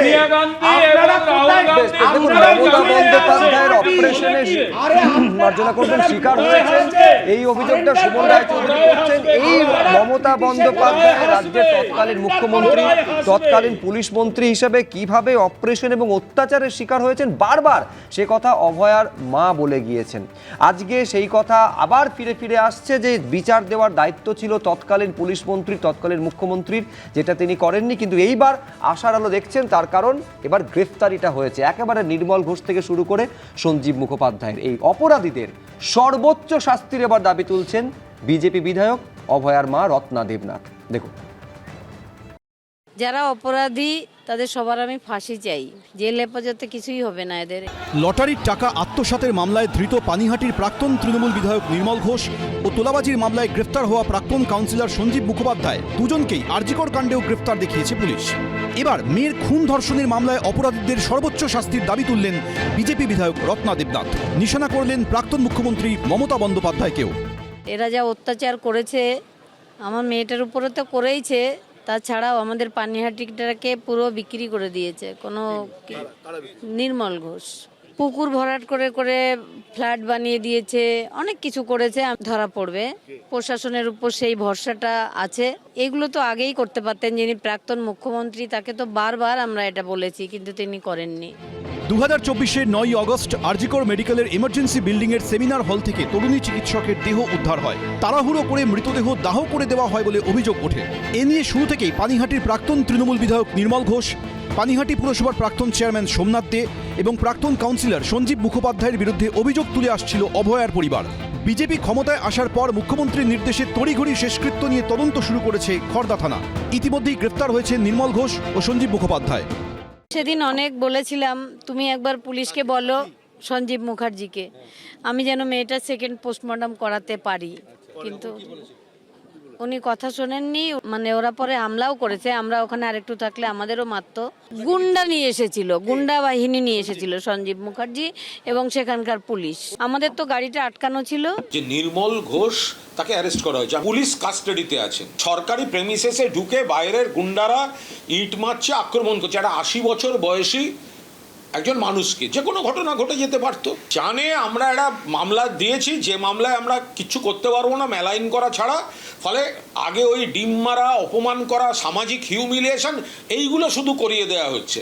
আর অভয়ের মাকে আমি প্রশ্ন করব যে আপনি তো মেয়ের মৃত্যুকে হাতিয়ার করে বিধানসভা অবধি চলে গেলেন, তারপরে বারুইপুর থেকে আরম্ভ করে যে এনআরএসে যে নার্সের রহস্য মৃত্যু, এতগুলো এবার প্রশ্ন উঠছে, কই আপনাকে তো প্রশ্ন তুলতে দেখছি না, আপনি তো এখন মাননীয় বিধায়ক, এবার বিধায়কের দায়িত্ব পালন করুন। আরজিকর মামলায় পানিহাটির প্রাক্তন তৃণমূল বিধায়ক নির্মল ঘোষ এবং প্রাক্তন কাউন্সিলর সঞ্জীব মুখোপাধ্যায়কে 14 দিনের জেল হেফাজতের নির্দেশ দিয়েছে ব্যারাকপুর মহকুমা আদালত। শুক্রবার আদালতে গোপন জবানবন্দি দিয়েছেন নিহত তরুণী চিকিৎসকের বাবা সমীরণ পাল, অনির্বাণ বিশ্বাস, এবিপি আনন্দ। আমি এখান থেকে শুভময়দার কাছে এই জায়গায় যেতে চাইবো। শুভময়দা, 2024-এ যখন এই নারকীয় ঘটনা ঘটেছিল, সেই ঘটনা ঘটার 5 দিনের মাথায় সিবিআই দায়িত্ব পেয়েছিল। প্রশ্নটা এই জায়গায় ওঠে যে নির্মল ঘোষকে তাহলে কেন তখন সিবিআই গ্রেপ্তার করতে পারলো না? আজকে অভয়ের মা তিনি বলছেন যে একেবারে সর্বোচ্চ শাস্তির কথা, সেটা কি হয় অবশ্যই আদালতের দিকে আমাদের নজর থাকবে, কিন্তু সুবিচার যার জন্য লড়াই চলেছিল, যার জন্য লড়াই এখনো চলছে, সেই সুবিচার পাওয়ার আশা কতটা রাখছেন আপনি?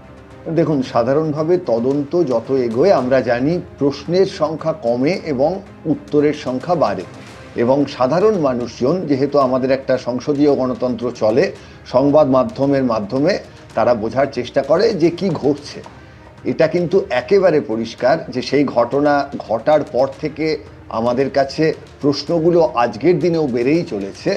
বিজেপি সরকার 3 মাস ক্ষমতায় এসেছে, এই প্রশ্ন তো আসবেই যে তারা হয়তো আরেকটু সময় নেবেন। অভয়ার মা নির্বাচনে জিতেছেন, এই জেতাটা খুব জরুরি ছিল। যে ঘটনা পশ্চিমবঙ্গে ঘটে গেছে, তিনি যদি বিজেপির সঙ্গে গিয়ে নির্বাচনে না জিততেন, এই রাজনীতির সাহায্য যদি তিনি না নিতেন, তাহলে কিন্তু এই প্রশ্নগুলো একেবারে মুছে যেত। আজকে তিনি বিজেপির হয়ে জিতেছেন বলেই কিন্তু আলোচনাগুলো চলছে।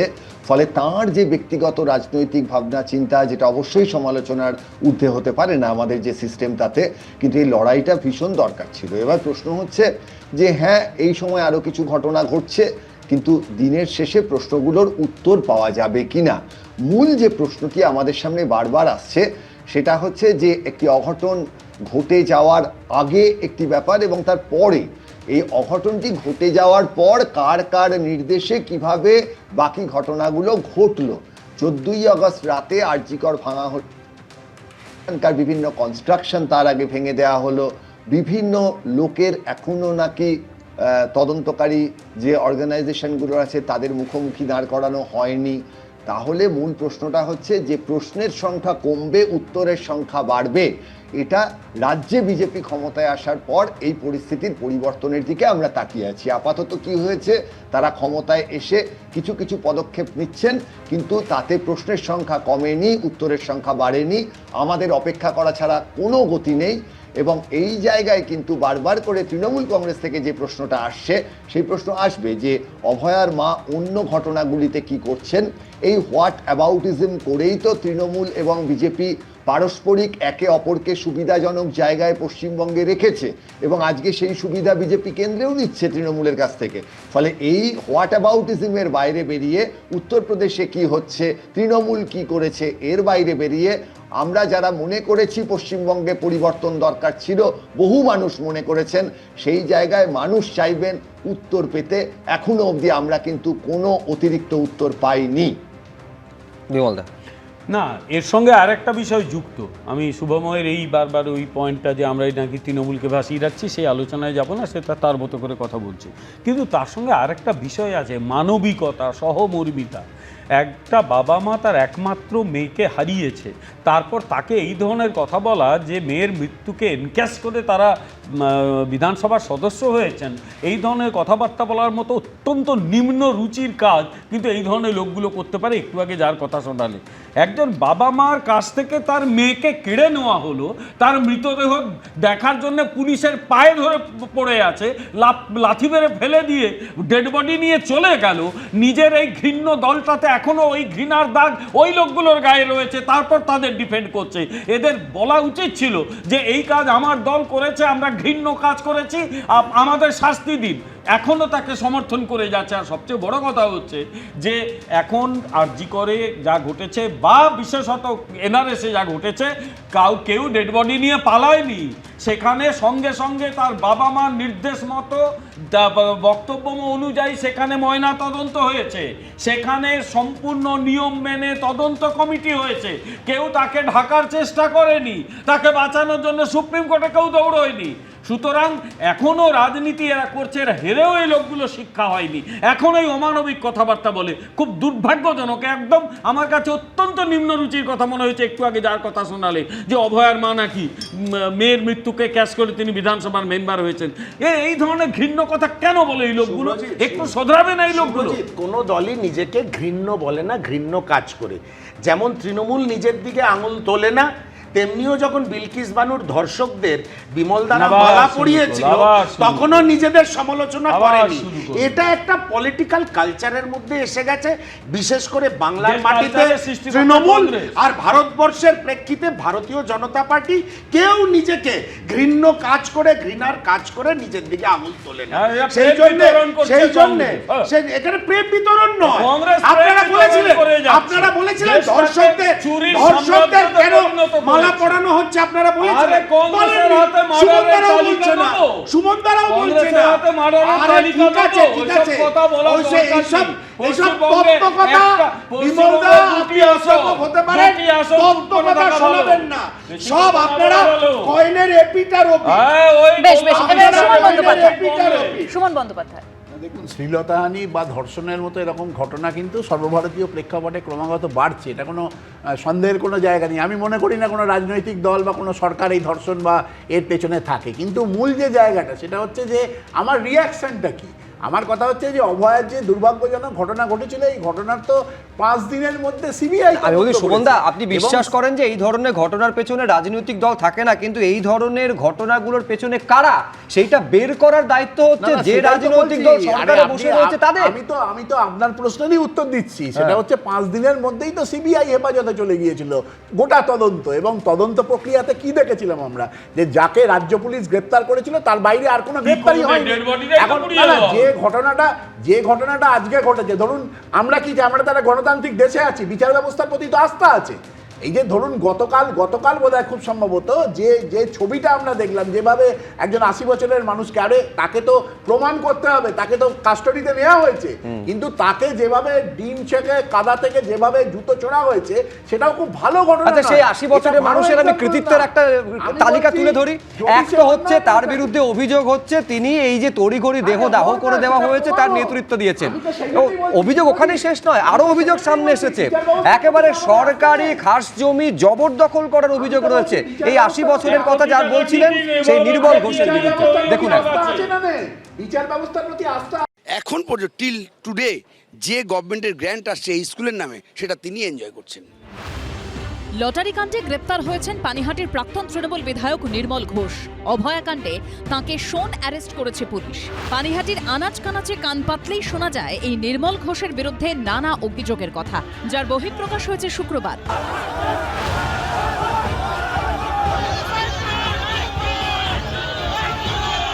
অভয়া মামলায় অভিযুক্ত পানিহাটির প্রাক্তন তৃণমূল বিধায়ক নির্মল ঘোষকে ঘিরে শুক্রবার এভাবেই আছড়ে পড়ে বিক্ষোভ, চোর স্লোগান, জুতোর মালা পরানোর চেষ্টা, সপাটে চর, লাথি, বাদ যায়নি কিছুই। জুতো নিয়ে হ্যাঁ, নির্মল ঘোষকে মারলাম 30 বছর ধরে অত্যাচার চালিয়ে। ও 1 নম্বর চোরের বাচ্চা আছে, এখন কিছু হয়নি, আবার আসুক, আবার হবে থেরাপি। গোবর থেরাপি হয়েছে, মালা পরিয়েছি আমরা, ছিঁড়ে পালিয়েছে। পানিহাটির 5 বারের বিধায়ক নির্মল ঘোষ 2011 সাল থেকে টানা জিতছেন। 2026-এর বিধানসভা ভোটে তাঁর ছেলে তীর্থঙ্কর ঘোষকে প্রার্থী করে তৃণমূল, কিন্তু বিজেপির প্রার্থী অভয়ের মা রত্না দেবনাথের কাছে হেরে যান তিনি। তারপরে খুলে গেছে নির্মল ঘোষের প্যান্ডোরার বাক্স। একটা প্রতিবন্ধী স্কুল, একটা লাইব্রেরি তাকে বন্ধ করে দিয়ে গায়ের জোরে সম্পূর্ণ অনৈতিক পদ্ধতিতে নির্মল ঘোষ এটাকে হস্তগত করেন, এবং এখন পর্যন্ত টিল টুডে যে গভর্নমেন্টের গ্র্যান্ট আসছে এই স্কুলের নামে, সেটা তিনি এনজয় করছেন।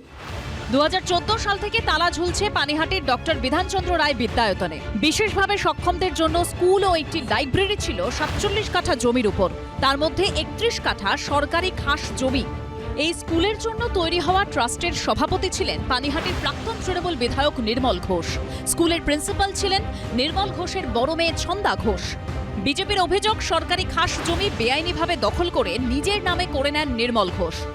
পানিহাটির সোদপুরে সেন পরিবার একটি জমি দান করেছিলেন প্রতিবন্ধী স্কুল করার জন্য। এখানে একটি প্রতিবন্ধী স্কুলও চলছিল। এলাকার বাসিন্দাদের অভিযোগ যে পানিহাটির তৎকালীন তৃণমূল বিধায়ক নির্মল ঘোষ এই স্কুলের আস্ত জমিটি দখল করে দেন এবং স্কুলটি ধীরে ধীরে বন্ধ হয়ে যায়। 2002 সালে এটা ভেস্ট হওয়ার পর নির্মল ঘোষ 2005 সালে সরকারকে কোনো ট্যাক্স না দিয়ে উইদাউট স্ট্যাম্প ডিউটি সরকারকে বলা হয় যে এটা একটা প্রতিবন্ধী স্কুল, সেই স্কুলকে রেজিস্ট্রি করে দেওয়ার জন্য নির্মল ঘোষ করেন কি এই জমিটা রেজিস্ট্রি করেন তাদের নিজেদের পারিবারিক নামে। এই গ্রাউন্ডে নির্মল ঘোষকে ইমিডিয়েটলি জেলে নেওয়া উচিত। প্রমোটিং করার চক্র চলছে, অলরেডি হাফ পোর্শন ভেঙে ওখানে কাজকর্ম করা চালুও করেছে এর ভেতরে, কিন্তু আমরা বেঁচে থাকতে এটা হতে দেবো না। যদিও এই অভিযোগ উড়িয়ে দিয়েছেন নির্মল ঘোষের মেয়ে, যিনি এই স্কুলের প্রিন্সিপাল ছিলেন।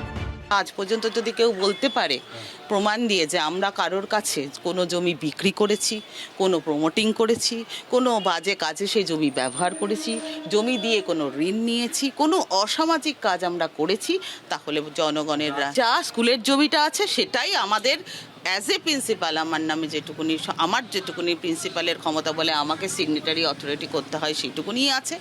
আমার অ্যাজ এ প্রেসিডেন্ট হিসাবে যেটুকুনি আমার স্কুলের জমি আছে। বাকি মালিকানা জমির মালিকের, সে তার কথা বলবে। লটারি কাণ্ডের পর এবার সরকারি খাস জমি বেআইনিভাবে দখলের অভিযোগ।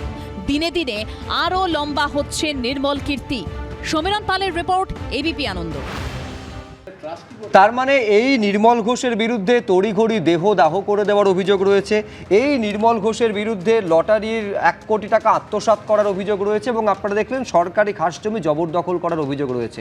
খেয়াল রাখতে হবে, তৃণমূল আমলে এই নির্মল ঘোষ কিন্তু বিধানসভায় তৃণমূলের মুখ্য সচেতক ছিলেন এবং নির্মল ঘোষের ছেলেকে ওই আসনে অর্থাৎ পানিহাটি কেন্দ্রে প্রার্থী পর্যন্ত করেছিল তৃণমূল কংগ্রেস। অর্থাৎ তার মানে কোথাও কি এইটা মনে হচ্ছে সুমনদা, আমি সুমন রায়চৌধুরীর কাছে আসতে চাইছি যে তার মানে তিনি তার কীর্তিকলাপ সেটাই তাহলে প্রমোশনের ইয়ার্ডস্টিক ছিল?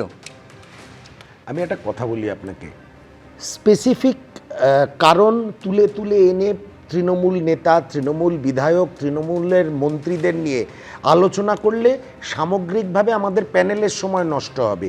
তৃণমূল কংগ্রেস নিশ্চয়ই, প্রতিটি রাজনৈতিক দলে কিছু ভালো মানুষ থাকেন, যেমন সুমনদাকে আমি সত্যি একজন ভালো মানুষ, একজন অধ্যাপক মনে করি এবং আমি শ্রদ্ধা করি, কিন্তু Trinamool Congress as a whole, as a political party আর পলিটিক্যাল পার্টি হিসাবে এক্সিস্ট করতো না। তৃণমূল কংগ্রেস প্রথম 2 বছর 3 বছর 4 বছরের পর থেকে তৃণমূল কংগ্রেস পলিটিক্যাল পার্টির চেয়েও বেশি তৃণমূল কংগ্রেস পলিটিক্যাল গ্যাংয়ে রূপান্তরিত হয়েছিল। আর এরা হচ্ছে সব ওয়ারলর্ডস। এই ওয়ারটা কি নিয়ে হতো? পয়সা। কে কত পয়সা তুলতে পারবে, কে কত নিজের আখের গোছাতে পারবে, কে কত টাকা ক্যামাক স্ট্রিটে পাঠাতে পারবে, তার উপরে নির্ভর করত আগামী দিনে এদের রাজনৈতিক ভবিষ্যৎ। টিকিট পাওয়া, বউয়ের টিকিট পাওয়া, ছেলের টিকিট পাওয়া, বান্ধবীর টিকিট পাওয়া, এর ওপরে নির্ভর করত।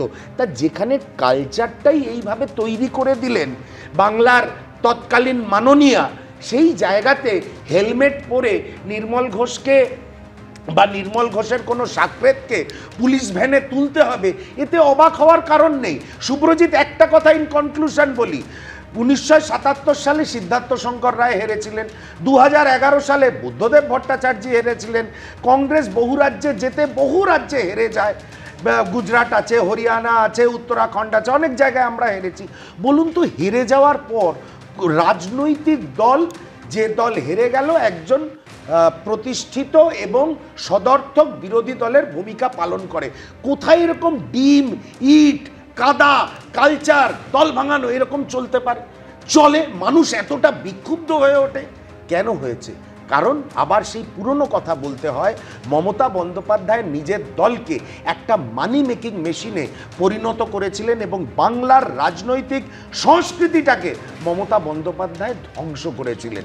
মমতা বন্দ্যোপাধ্যায়েরও যদি এতই টাকার বিষয়টা প্রাধান্য দিতে হয়, তাহলে বিজেপির মতন শিল্পপতিদের থ্রু দিয়ে পয়সার সার্কুলেশনটা করা আমি উচিত জায়গা ছিল। থেকে একটু তাহলে আমরা শুভময়দার কাছে করতে যেতে পারতাম। চাইবো। শুভময়দা, এই সমস্ত রাজনৈতিক আচ্ছাচ্ছি সরিয়ে রেখে যে প্রশ্নটা সাধারণ মানুষের, যার কারণে সাধারণ মানুষ লড়াইয়ের ময়দানে নেমেছিলেন যে ঠিক কি ঘটেছিল অভয়ের সঙ্গে, কেনই বা আরজি করের মানে পুরো বিল্ডিং ভাঙার জায়গাটা তৈরি হলো ওই রাত দখলের দিন, তারপরে কেন তড়িঘড়ি দেহদাহ করা হলো, এই প্রশ্নের উত্তরগুলো পাওয়ার দিকে আমরা কতটা এগোতে পেরেছি শুভময়দা?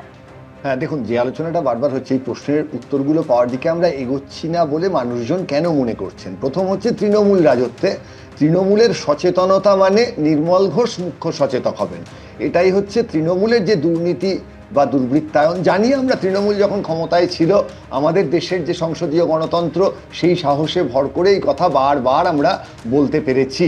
আজকের দিনে মানুষ কেন এতটা ভয় পাচ্ছেন? মানুষ ভয় পাচ্ছেন এই কারণে যে বিজেপিতে অন্যান্য দল থেকে মানুষ এসেছেন, বিজেপি অন্য দলের মানুষকে আত্মস্থ করে, তাকে ওয়াশিং মেশিন বলা হয় অনেক সময় বলা হয় না। পশ্চিমবঙ্গের যে বিজেপি দলটি, সেই দলটিতে একদিকে যেমন প্রচুর বিজেপির মানুষ আছেন যারা দীর্ঘ সময় বিজেপি রাজনীতি করেছেন, তেমন সেই দলটিতে অল্প কয়েকজন সিপিএমের লোক আছেন, অল্প কয়েকজন কংগ্রেসের লোক আছেন, কিন্তু একটা বিরাট সংখ্যক এই তৃণমূল কংগ্রেসেরই লোক আছেন যারা তৃণমূল কংগ্রেসের যে 3টি টার্ম, 3 5 15 বছর, তার মধ্যে 2টি টার্ম সেই দলটাতেই ছিলেন। ফলে একটা তৃণমূল কংগ্রেসের গোটা দুর্নীতিটা তো 2021 থেকে 2026 দিয়ে সংজ্ঞায়িত করা যাবে না, তার আগে 2011 থেকে 2021 অব্দিও তো আলোচনা হবে। এবং তারপরেও আজকে বিজেপি ক্ষমতায় আসার পর সেখানে তৃণমূল কংগ্রেস যেভাবে বিজেপির দিকে এগিয়ে যাচ্ছে, তাতে আমাদের যে সাধারণ মানুষজন তাদের প্রশ্নটা বারবার করে উঠছে, তাহলে কি বিজেপি যে কিনা তৃণমূলকে সৃষ্টি করেছিল বলে দাবি করে তাদের তৃণমূলীকরণ হচ্ছে কিনা, এবং সেক্ষেত্রে অভয়ার বিচার আমরা কোনোদিনও জানতে পারবো না। মানুষের যে শঙ্কা, মানুষের যে সংশয়, আজকে স্বাধীনতার 80 বছরে জন্মদিনে আমরা একটা গণতান্ত্রিক দেশ, আমরা একটা সার্বভৌম রাষ্ট্র, সেখান থেকে আমরা বারবার করে চাইছি এই উত্তরগুলো পাই। আমাদের ভয় যে বিজেপি না পশ্চিমবঙ্গে তৃণমূলের একটা অংশ হয়ে যায়, ফ্র্যাঙ্কেনস্টাইনের গল্প যেন না হয়ে যায়, যে বিজেপি তৃণমূলকে তৈরি করলো সেই তৃণমূল বিজেপির দখল নিল এবং সাধারণ মানুষ কোনো উত্তর পেল না। আমি শুভেচ্ছা জানাই বিমলদাকে, যে বিমলদা বারবার করে বলেছেন যে না, বিজেপি মতাদর্শ ভিত্তিক দল, তারা চেষ্টা করবে তাদের দল সত্যিকারের পশ্চিমবঙ্গের মানুষকে তাদের আদর্শগত পথে একটা বিচার দিতে। সে আদর্শ পশ্চিমবঙ্গের অন্য দল মানবেন না, কিন্তু সমস্যা হচ্ছে সুমন রায়চৌধুরী মহাশয় আছেন দশা, তাতে তারা বিজেপির বিরুদ্ধে মতাদর্শগত লড়াইয়ে সামিল হতে পারবেন কি, নাকি এই বিজেপি তৃণমূলের যে অঙ্কটির কথা বিমলদা বলেছেন যে এই আলোচনায় উনি বেশি যাবেন না, কিন্তু আমাদের তো প্রশ্ন যারা বিজেপির মতাদর্শগত জায়গায় আছেন তাদের কাছে, যে এই সিপিএম কংগ্রেস যদি উঠে আসতে না পারে তাহলে কি এই তৃণমূল কংগ্রেসই থাকবে যারা বিজেপির সঙ্গে থাকবে এবং বিজেপিকে বারবার করে মূর্ছে ধরিয়ে দেওয়ার জায়গায় যাবে এবং সাধারণ মানুষ বিচার পাবে না? এই প্রশ্নটাই কিন্তু বারবার আসছে এবং আমরা আছি যে অভয়ার ঘটনায় তার মৃত্যুর পর কে এই গোটা বিষয়টিকে গুলিয়ে দিয়েছিল সেই উত্তর কতটা পাওয়া যাবে, নাকি তৃণমূল কংগ্রেসের সেই মানুষগুলোই এই বিজেপি সরকারকে প্রভাবিত করবে এবং আমরা কিচ্ছু জানতে পারবো না। না, আমি বলছি শুভময়দা সঠিক বলেছেন, আপনার কথাটাই তো আমরা বলছি, যাতে কংগ্রেস উঠে আসতে না পারে পচে যাওয়া তৃণমূল কংগ্রেসকেও ভারতীয় জনতা পার্টি প্রাসঙ্গিক রাখতে চাইছে, সেটা ডিম ছুঁড়ে হোক, ঢিল ছুঁড়ে হোক, অ্যারেস্ট করিয়ে হোক, যেভাবে হোক। উত্তরটা তো জানার অপেক্ষায় আমরা সকলে রয়েছি, কিন্তু একটা প্রশ্ন বড় হয়ে সামনে আসছে যে নামে যিনি নির্মল তিনি কাজে কতটা নির্মল, অন্তত অভিযোগগুলো যদি পরপর সাজিয়ে রাখা যায়। আমি এইখান থেকে আরেকটা সরকারি হাসপাতালে দুদিন আগে যে ঘটনা ঘটে গিয়েছে সেইটাতেও সমানভাবে যেতে হবে, সেটা হচ্ছে এনআরএস মেডিকেল কলেজ হাসপাতালে নার্সিং স্টাফ রূপালী বর্মনের রহস্য মৃত্যুর ঘটনা, যেখানে নার্সের দেহের পাশ থেকে উদ্ধার হওয়া ভায়াল ঘিরে রহস্য ঘনীভূত হয়েছে।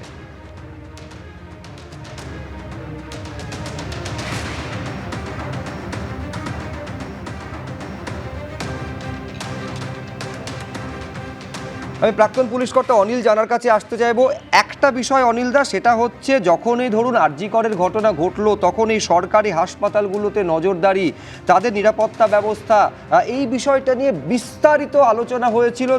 একের পর এক শুনানিতে সর্বোচ্চ আদালতে পর্যন্ত এই বিষয়টা প্রসঙ্গক্রমে এসেছিল। কিন্তু তারপর ধরুন 2024-এর পর 2026 সাল আর একটা এই এনআরএস হাসপাতালে অন ডিউটি একজন নার্সের রহস্য মৃত্যুর ঘটনা। আমি আলটিমেটলি বলছি সরকারি হাসপাতালে সেই প্রশ্নগুলোর কতটা উত্তর পাওয়া গেল বা কতটা সেই সমস্যার সমাধান হলো, এই ঘটনা তো আবারও বড় করে সেই প্রশ্নকে সামনে এনে দাঁড় করাচ্ছে।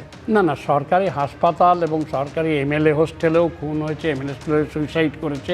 এক্ষেত্রে যেটা বলা হয়েছে প্রাথমিক তদন্তে, যেটা আমরা শুনেছি, যেটা কাগজে দেখেছি বা টিভি দেখেছি, বাথরুমটা ছিল বোল্টেড ফ্রম ইনসাইড।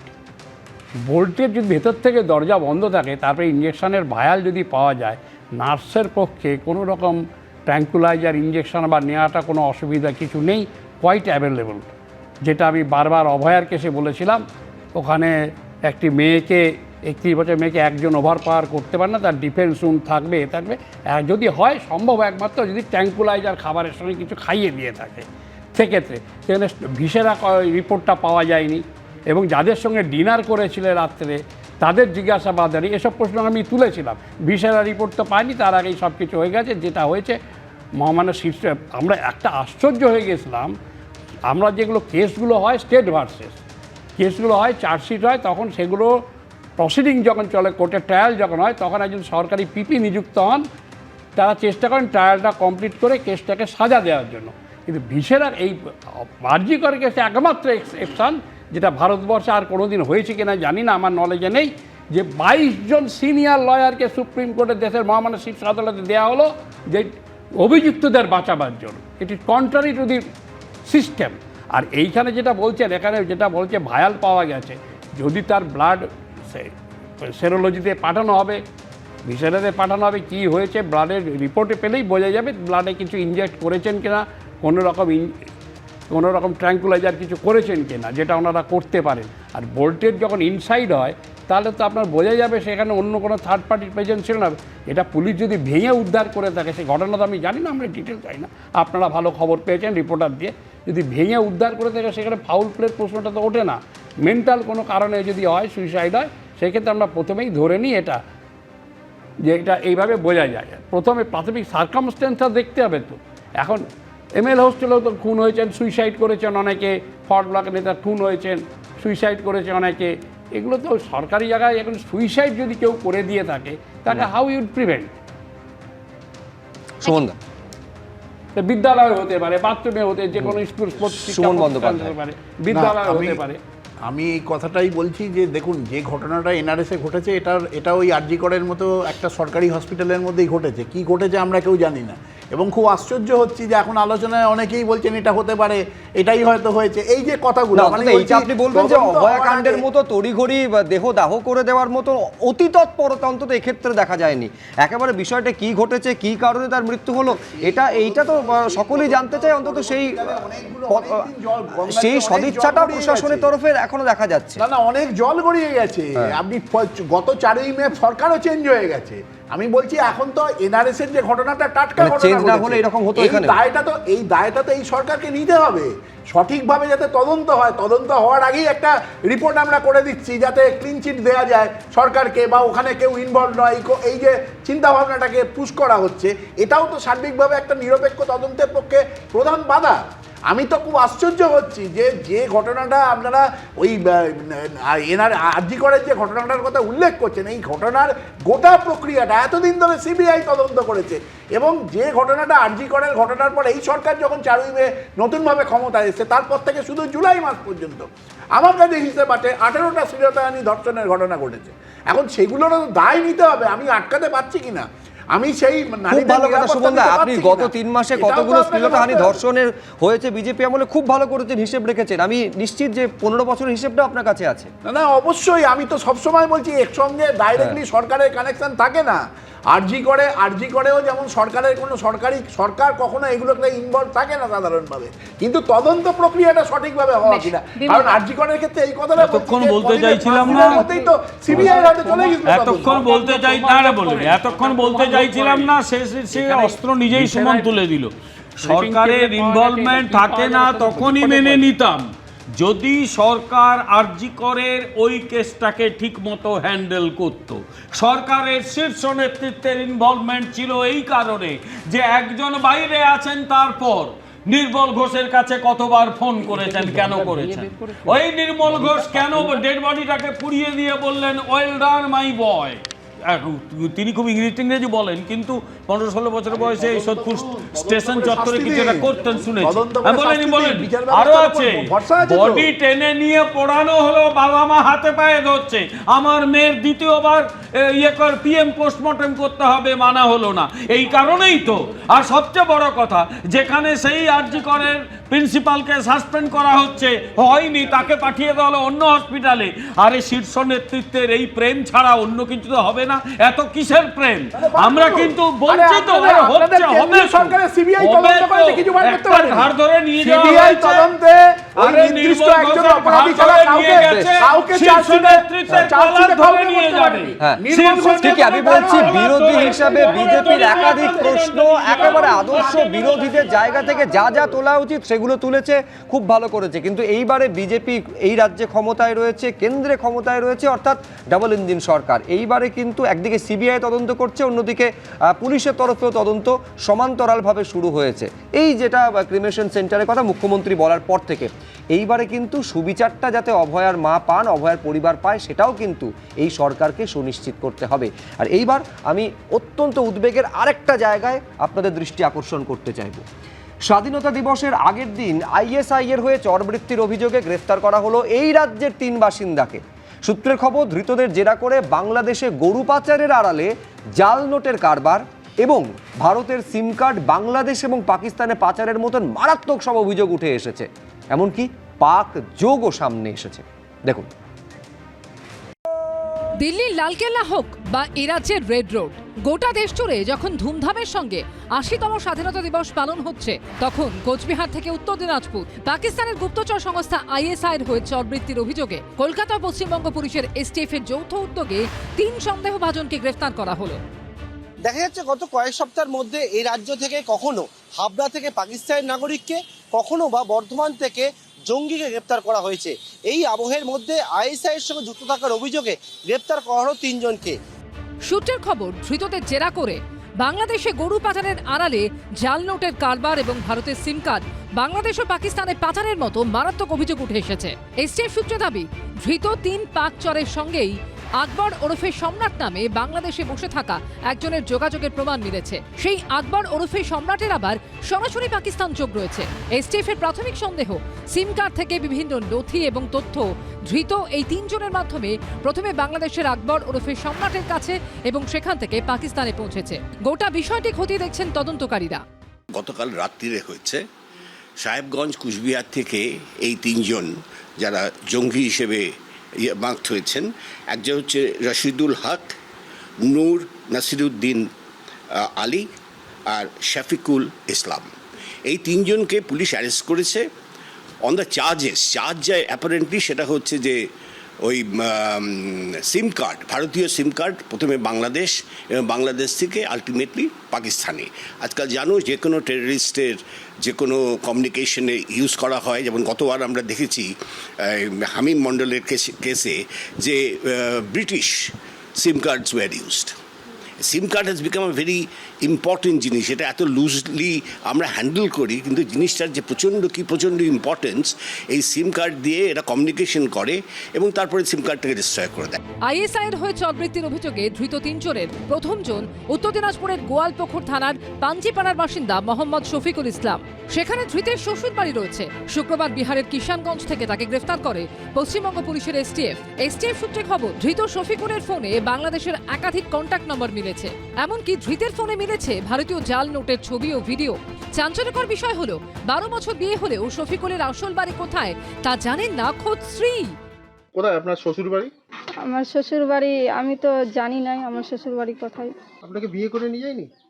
না, আগে থাকছিল 2 বছর থেকে। 2 বছর ধরে এখন থাকে না। মানে পাকিস্তানের সাথে যোগাযোগ আছে এটা শুনেছেন তো আপনি? না, আমি কিছু শুনিনি এখন। তো বলছিলাম তো কিসের জন্য, তো এখনই খবর টবর পাওয়া যায় না। তো হিন্দুস্তানের না, তো অধিকার বাংলাদেশের ইরানের কোন জায়গার আছে আমরা সেটা বলতে পারবো না। এখানে আসে বিয়ে করেছিল, বাংলাদেশ কি ইরান কোন জায়গায় ওর বাড়ি আছে, লেকিন এখানে আসছিল। ধৃত দ্বিতীয় ব্যক্তি নূর নাসিরউদ্দিন আলী কোচবিহারের তুফানগঞ্জের বাসিন্দা। অভিযোগ, এই নাসিরউদ্দিন গরু পাচারের সঙ্গে জড়িত। 2018 সালে অবৈধ উপায়ে বাংলাদেশে গিয়েছিল ধৃত এই যুবক। সূত্রের খবর, সিম কার্ড পাচারের সঙ্গেও ধৃতের যোগ রয়েছে। মিলেছে পাকিস্তান যোগও। আইএসআই এর চর সন্দেহে ধৃত তৃতীয় যুবকের নাম রশিদুল হক। কোচবিহারের সাহেবগঞ্জের একেবারে বাংলাদেশ সীমান্ত লাগোয়া এলাকায় তার বাড়ি।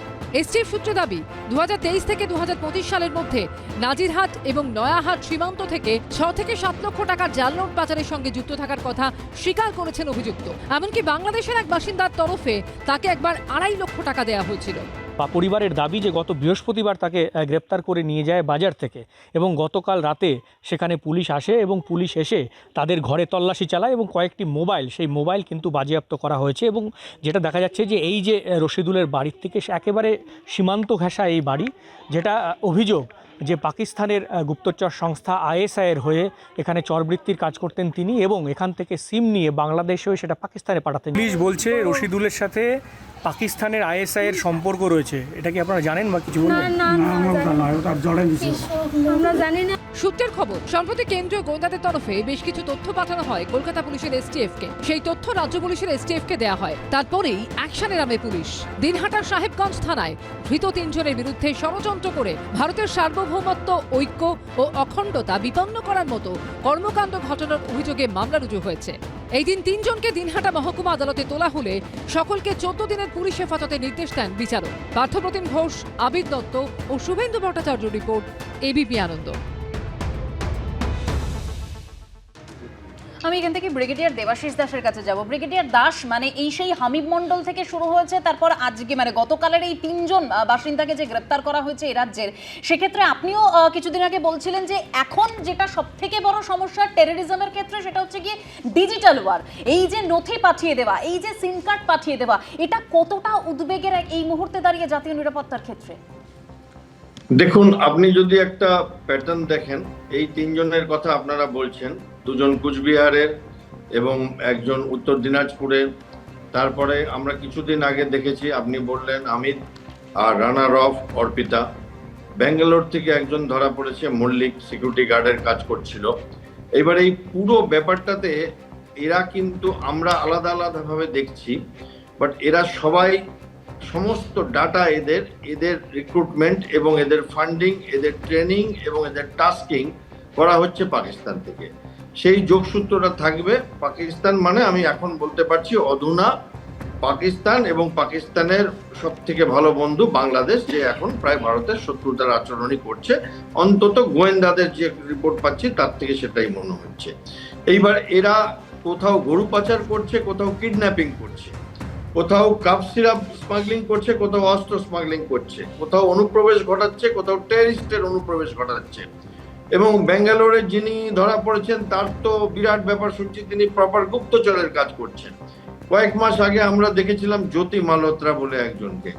তো এই পুরো ব্যাপারটা আমাদের কাছে জিগস পাজলের ছোট ছোট ইনফরমেশন আসে, কিন্তু পুরো ব্যাপারটা একটা বড় মানে চিত্র এবং একটা বড় ক্যানভাসে কমপ্লিট একটা ব্যাপার হচ্ছে, যেখানে নানাভাবে ভারতবর্ষকে উত্তপ্ত করবার জন্য ভারতবর্ষের সোশ্যাল মিডিয়া ব্যবহার করে, ইয়াং ছেলে মেয়ে যাদেরকে মোটিভেট করে, তাদেরকে ব্যবহার করে ভারতবর্ষেরই মানুষকে দিয়ে ভারতবর্ষেরই বিরোধিতা করবার একটা নতুন খেলা চলছে। আমার সন্দেহ সেটা পাকিস্তান আইএসআই আসিম মুনিরের ইচ্ছায় হচ্ছে, যেহেতু তারা অফ সিন্দুরে একটা মার খেয়েছেন আমাদের কাছ থেকে এবং সারা পৃথিবী সেটা দেখেছে। তারা যেন তেন প্রকারেণ কিছু না কিছু করবার চেষ্টা করছে। এবার এতদিন পশ্চিমবঙ্গেতে হঠাৎ করে কেন ধরা পড়ছে? আমার মনে হচ্ছে যে সরকার বদলের পরে কিছু তৎপরতা বেড়েছে, এই ব্যাপারগুলোকে প্রায়োরিটি দেওয়া হচ্ছে। এবং আমার ব্যক্তিগত মতামত, আমি এখানে রাজনীতির কিছু বলছি না। এবং এইখানে আমরা দেখেছি কিছুদিন আগে বিএসএফ এর ল্যান্ড মানে দেওয়া হয়েছে, চিকেন নেকের কিছু হাইওয়েকে জমি দেওয়া হয়েছে, এবং এটাও দেখেছি যে বাংলাদেশ থেকে আমাদের বর্তমান মুখ্যমন্ত্রীর নামে কমপ্লেন করা হচ্ছে, তাদের দেশের এমপি তাদের দেশের স্পিকারকে বলছে ভারতবর্ষের প্রধানমন্ত্রীকে বলা হোক যে এনাকে কন্ট্রোল করতে। এই ব্যাপারগুলোর থেকে একটা হচ্ছে যে কোথাও বাংলাদেশ আরো সক্রিয় হচ্ছে এবং আইএসআই কোথাও বাংলাদেশের পশ্চিমবঙ্গ নিয়ে মাথা ঘামাচ্ছে। আমি আশ্চর্য হব না এটা যদি আরো অনেক বেশি নাম আসে, এক এক করে এসটিএফ হয়তো জাল মানে ভাঙবে। এবং এই টেররিস্ট মডুলে এরা কি করে, যখন একজন ধরা পড়ে তার আশেপাশে ওপর নিচে ডান দিকে বাদ দিকে একজন করে সুইচ অফ হয়ে যায়, যাতে কি তাকে আর কানেক্ট করে কেউ না করতে পারে, বাকিরা আবার ভয়াল তবিয়াতে থাকে। এটা এদের সিস্টেম। এবং এখানে আমরা পড়াশোনা জানা ছেলে দেখছি, এখানে আমরা গরিবও দেখছি, বড় লোকও দেখছি, মহিলাদেরও দেখছি, কম বয়সে দেখছি, বেশি বয়সে দেখছি। তো কোনো সোশ্যাল প্ল্যাটফর্ম বাদ যাচ্ছে না। এবং বাবা মার আমি দোষ দিই না, বাবা মারা সত্যিই জানতে পারবে না, আমিও জানি না আমার বাড়ির লোকেরা রাত্রির বেলা কি ইন্টারনেটে দেখছে, ফলে বাবা মাদের এটা কোনোভাবে সম্ভব না। কোথাও একটা আমাদেরকে গেম চেঞ্জ করতে হবে। আমাদের present security system, present cyber security system, present digital capability, এদের থেকে আমার বলতে দ্বিধা নেই একটু অনুন্নত মানের। তার কারণ হচ্ছে যে আমরা এইভাবে আশা করিনি যে এইভাবে সাইবার ব্যবহার করে, সোশ্যাল মিডিয়া ব্যবহার করে আমাদের দেশের বিরুদ্ধে কাজ করা হবে। না, একটা বিষয় খুব উল্লেখযোগ্যভাবে ব্রিগেডিয়ার দাস উল্লেখ করছেন যে একটা তৎপরতা বেড়েছে। তার কারণ দেখুন, যে বেঙ্গল এসটিএফ পরপর এই গ্রেফতারিগুলো করছে সেই এসটিএফই তো পালা বদলের আগে ছিল। আমি এইখানে সুমন বন্দ্যোপাধ্যায়ের কাছে আসতে চাইবো, তার মানে কোথাও কি তৎপরতার অভাব এর আগে বা সদিচ্ছার অভাব এর আগে ছিল? যে ধরুন এই পালা বদলের পর সীমান্ত সুরক্ষায় জোর দেওয়া হয়েছে, ইন্টারনাল সিকিউরিটি সেটাকে আরও যাতে মজবুত করা যায়, এসটিএফের তৎপরতা বেড়েছে। এবং সেই কারণে খেয়াল করুন 1.5-2 সপ্তাহের মধ্যে অন্তত 7 থেকে 8 জন জঙ্গি শুধু আমাদের এখান থেকেই গ্রেফতার হয়েছে, যেটা এতদিন পর্যন্ত এই হারে তৎপরতা দেখা যায়নি। আমি বলি তার একটা বড় কারণ কি তার পেছনে ছিল রাজনীতি এবং ভোট ব্যাংক? এই প্রশ্ন তো বারে বারে তখন বিজেপি তুলেছে, আজও তারা তুলছে। না, মমতা ব্যানার্জির যে সময় 2011 থেকে 2026-এর 4 মের আগে পর্যন্ত ছিলেন, সেই সময় আপনাদের তথ্য আপনাদের এতে দেখুন, আপনাদের অনেক এরকম নিদর্শন আছে যেখানে পশ্চিমবঙ্গের এসটিএফ বহু জঙ্গি কার্যকলাপে বহু জঙ্গিদের গ্রেপ্তার করেছে। একাধিক এরকম ঘটনা ঘটেছে। বলে এটা খুব গুরুত্বপূর্ণ না, সরকারের তরফ থেকে সবসময় জঙ্গিদের বিরুদ্ধে একেবারে 0 টলারেন্সের নীতি সবসময় নেওয়া হয়েছে। প্রশ্ন হচ্ছে যে আপনি কতটা কনফিডেন্স বিল্ড আপ করতে পারছেন। আপনি জঙ্গি সমস্যার সমাধান করতে গেলে আজকের দিনে কনফিডেন্স বিল্ড আপেরও একটা প্রক্রিয়া আপনাকে ধারাবাহিকভাবে চালাতে হবে। শুধু ইন্টেলিজেন্স দিয়ে হবে না, আপনাকে পুলিশ প্রশাসন থেকে বা সমস্ত জায়গা থেকে আপনাকে ওই যে কনফিডেন্স বিল্ডিংয়ের যে কাজটা, সেই কাজটাও ধারাবাহিকভাবে করতে হবে। এটাও আপনাকে ভাবতে হবে যে আপনি যাদেরকে জঙ্গি হিসেবে চিহ্নিত করছেন তাদের মধ্যে যাতে জঙ্গি কার্যকলাপের ঘটনাগুলো না ঘটে, সেই ঘটনাগুলো যাতে না ঘটে, তার জন্য আপনাকে তাদের মধ্যে বিভিন্ন পদ্ধতি প্রয়োগ করতে হবে যাতে তারা কোনোভাবে এই ধরনের জঙ্গি কার্যকলাপের মধ্যে অন্তর্ভুক্ত না হন। এরকম ঘটনা ঘটছে কিনা সেটাও কিন্তু আজকের দিনে ভাবা দরকার। সারা ভারতবর্ষ জুড়ে যেভাবে ধরুন এইদের সাম্প্রদায়িক বিভেদের যে ঘটনাগুলো একাধিকবার ঘটছে, বহু সময় সরকারের মানে কেন্দ্রীয় সরকারের যারা মুখ, তারাও বহু সময় এ ধরনের সাম্প্রদায়িক মানে বক্তব্যের সঙ্গে তারা অঙ্গীভূত হয়ে যাচ্ছেন। ফলে এই যে সংখ্যালঘু মানুষ যারা দেশে নাশকতা ঘটাতে চায় তারা দেশ বিরোধী, এর বাইরে আর কিছু বলার অপেক্ষা থাকে না। সাম্প্রদায়িকতা নিয়ে আপনার আলাদা প্রশ্ন থাকতে পারে, কিন্তু যারা দেশের বুকে নাশকতা ঘটাতে চায়, যারা দেশের মধ্যে মুখ্যমন্ত্রীকে টার্গেট করে, যারা যন্তর মন্তরে গিয়ে নাশকতা ঘটাতে চায়, তাদের সম্পর্কে কোনো সহমর্মিতা থাকতে পারে না। তাদের বিরুদ্ধে কঠোরতম ব্যবস্থা নিতে হবে। দেশ আগে ব্যবস্থাই তো নেবেন, আপনি কঠোরতম ব্যবস্থাই তো নেবেন, সেটা তো কথা নয়, আপনি কঠোরতম ব্যবস্থা নেবেন, কিন্তু একটা গোটা সম্প্রদায়কে যদি আপনি জঙ্গি হিসেবে চিহ্নিত করার চেষ্টা করেন তাহলে কিন্তু আপনার বিপদের সম্ভাবনা বাড়বে। আপনাকে তাদের মতো কনফিডেন্স বিল্ড আপ করতে হবে, সেটা কিন্তু গুরুত্বপূর্ণ একটা বিষয়। একটা সরকার গত 15 বছরে 15 কাঠা জমি বিএসএফকে দিতে পারলো না।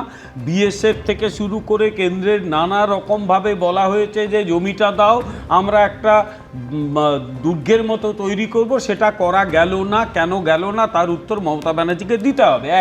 দ্বিতীয় কথা হচ্ছে, আমি আবার বলছি, মমতা বন্দ্যোপাধ্যায় এই দেশের স্বার্থের কথা কোনোদিন ভাবেননি। তিনি এই দেশকে ছোট করেছেন, দেশের স্বার্থ বিক্রি করেছেন। উদাহরণ দিচ্ছি, 2014 সালের 2রা অক্টোবর বর্ধমানের খাগড়াগড়ে যে বোমা বিস্ফোরণের ঘটনা ঘটেছিল, তারপরে মমতা বন্দ্যোপাধ্যায়ের রিয়াকশনটা কি ছিল, এটা ঘটিয়েছে। তার এই কথা গোটা পাকিস্তানের বিভিন্ন সংবাদ মাধ্যমে ফলাও করে ছাপানো হয়েছিল। এই দেখুন, সবাই আইএসআইকে দোষ দেয়। পশ্চিমবঙ্গের মুখ্যমন্ত্রী কি বলেছেন? দেশের প্রতি ভালোবাসা আছে মমতা বন্দ্যোপাধ্যায়ের, এবং সর্বত্র দেখা গেছে এই তৃণমূল কংগ্রেসের বিভিন্ন নেতা যারা বর্ডার এরিয়ায় থাকে, তারা ওখান থেকে প্রশ্রয় দিয়েছে, এখানে নিয়ে এসছে।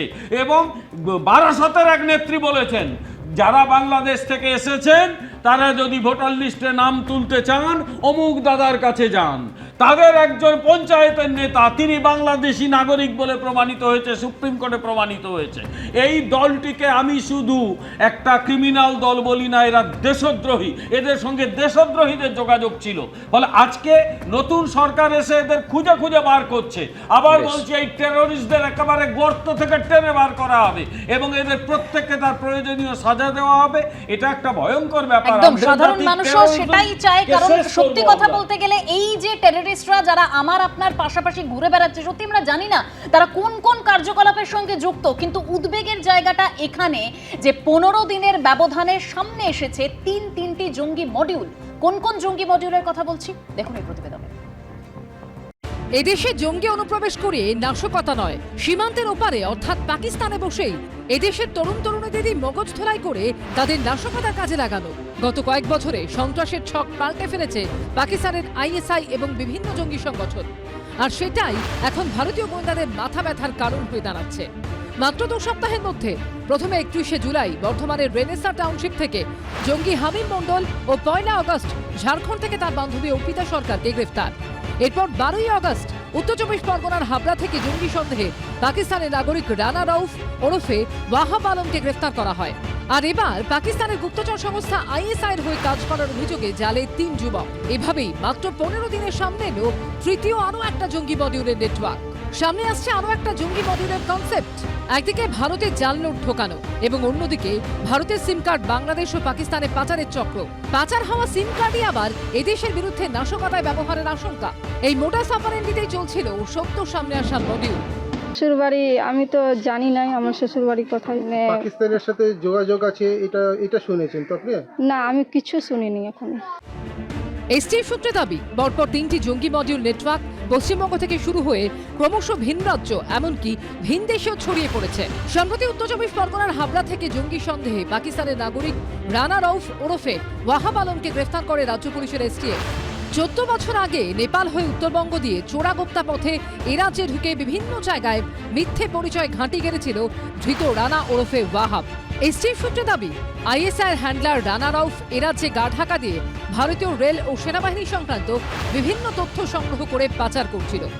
রানা রউফকে গ্রেফতারের কয়েকদিন আগেই পাকিস্তানের কুখ্যাত শাহজাদ ভাট্টি গ্রুপের সক্রিয় সদস্য হামিম মণ্ডলকে বর্ধমানের রেনেসা টাউনশিপ থেকে গ্রেফতার করে এসটিএফ। তারপরে গ্রেফতার করা হয় তার বান্ধবী অর্পিতা সরকারকেও। গোয়েন্দা সূত্রে খবর, আইএসআই এবং পাক জঙ্গি সংগঠনগুলি এই শাহজাদ ভাট্টি গ্রুপের মাধ্যমেই ভারতীয় তরুণ তরুণীদের রিক্রুট করত। তেমনি পশ্চিমবঙ্গে শাহজাদ ভাট্টি গ্রুপের রিক্রুট ছিল ধৃত জঙ্গি হামিম মণ্ডল। এসটিএফ সূত্রে খবর, জঙ্গি হামিম মণ্ডল ও তার বান্ধবী অর্পিতার কাছ থেকে যে তথ্য জানা গেছে তা চমকে দেওয়ার মতো। তাদের জেরায় জানা গেছে কেন্দ্রের মন্ত্রী ও দিল্লির নেতার নামও ছিল জঙ্গি হামিমের টার্গেটের তালিকায়। এই রাজনৈতিক হেভিওয়েটদের উপরে প্রাণঘাতী হামলার ছক কষছিল Shahzad Bhatti gang. Tremendously concerning. এই সিম কার্ড দিয়ে এরা কমিউনিকেশন করে এবং তারপরে সিম কার্ডটাকে ডিস্ট্রয় করে দেয়, সেটা কমিউনিকেশন ট্রেস করা যায় না। এটাকে আমরা আর্মিতে বলি এখনো লো ইন্টেন্সিটি কমব্যাট লিক। এইগুলো স্লিপার মডেল বলা হয়। এদের হিস্ট্রি শিটার্স, যে রাউফের সঙ্গে অথবা মণ্ডলের সঙ্গে এদের কোনো কানেকশন আছে কিনা এগুলো এখনো এস্টাবলিশড হয়নি। 3 জনের সঙ্গেই যে আলটিমেট এরা পাকিস্তানের আতুরঘর থেকে আইএসআই এর আতুরঘর থেকে উঠে আসছে তাতে কোনো সন্দেহ নেই। এবার আইএসআই এর চর সন্দেহে গ্রেফতার করা হলো আরও 3 যুবককে। পার্থপ্রতিম ঘোষ, সুদীপ চক্রবর্তী ও ঐশী মুখোপাধ্যায় রিপোর্ট, এবিপি আনন্দ। ব্রিগেডিয়ার দাস, 3টে জঙ্গি মডিউল সামনে এসেছে, এর বাইরে ধরুন কতগুলো স্লিপার সেল বিভিন্ন জায়গায় ছড়িয়ে রয়েছে, তাদের কোন কোন টার্গেট অ্যাসাইন করা হয়েছে সেগুলো তো সামনে আসা দরকার। মানে ঠিক পরিকল্পনা ঠিক কতটা গভীর পর্যন্ত ছিল সেগুলো আসবে বলে মনে হয় সামনে। হ্যাঁ দেখুন, একটা কোলাজ তো ফর্ম হচ্ছে। আমরা তো দেখুন মিডিয়া বা আমি আপনি আমরা তো পুরো খবরটা পাই না, বাট আমরা যদি একটু মানে যোগসূত্র যেগুলো আছে দেখি যে একটা হাসপাতালের স্ক্যাম হয়েছিল যেখানে ডাক্তাররা অনেক ধরা পড়লো কিছুদিন আগে, তারা টেররিজম করছিল শ্রীনগর থেকে দিল্লি এবং তারপরে গুজরাটও দেখা গেছে। এবার এখানে কিডন্যাপিং এর কেস দেখলাম, তারপর আমাদের মুখ্যমন্ত্রীর ওপর একটা প্রাণঘাতী হামলার একটা প্ল্যানিং চলছিল। এখন একজন যিনি ব্যাঙ্গালোর থেকে ধরা পড়েছেন, এনার কাছে অনেক ফটো পাওয়া যাচ্ছে। কিছুদিন আগে দেখলাম ফোর্টুলিয়ামের ফটোর সাথে ধরা পড়েছে একজন। তো এই পুরো ব্যাপারটা, এই যে চক্রটা, এর কমপ্লিট হিসাবটা তো পাকিস্তানে আছে।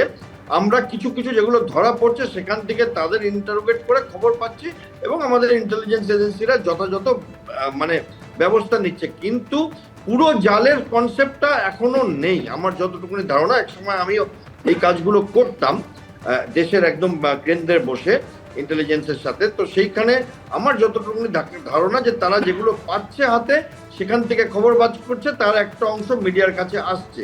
সমস্যাটা আরো অনেক গভীর এবং এটা একটা বড় মিসাইল বা একটা ফাইটার প্লেন বা যুদ্ধ করে সৈন্য দিয়ে জেতার মতো লড়াই না। এটাতে আমাদের সমাজ মাধ্যম জড়িয়ে আছে, এটাতে আমাদের দেশের ইউথ, যেটাকে আমরা জেন জি বলি আর কি, তারাও জড়িয়ে আছে এবং এটাতে কিছু দেশ বিরোধী মানুষ নানা ধর্মের জড়িয়ে আছে।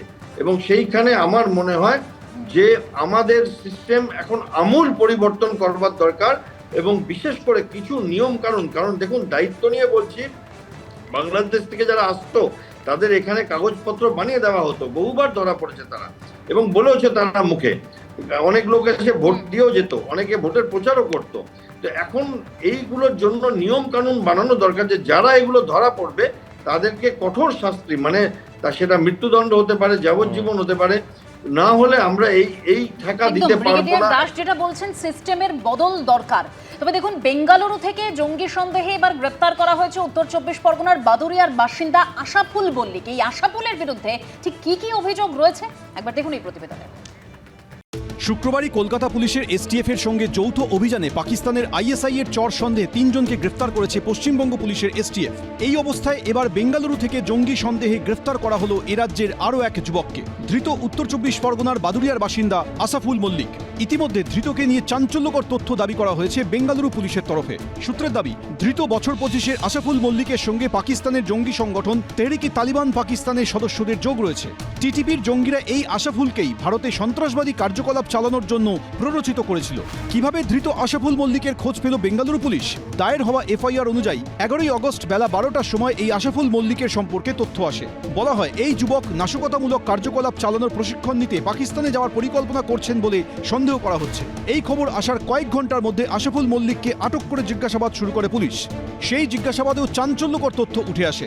বেঙ্গালুরু পুলিশ সূত্রে দাবি, জিজ্ঞাসাবাদের সময় পাকিস্তান এবং পাকিস্তান সমর্থিত সংগঠনগুলির প্রতি সহানুভূতিশীল মনোভাবের কথা প্রকাশ করেন আশাফুল মল্লিক। ভারতীয় সেনা ও ভারতের নাগরিকদের বিরুদ্ধে তার বিদ্বেষমূলক মনোভাব প্রকাশ পায়। এরপর তাকে গ্রেফতার করে বেঙ্গালুরু পুলিশ। ধৃতের মোবাইল ফোন পরীক্ষা করে পাকিস্তানের এক ব্যক্তির সঙ্গে তার যোগাযোগের প্রমাণ পাওয়া যায়।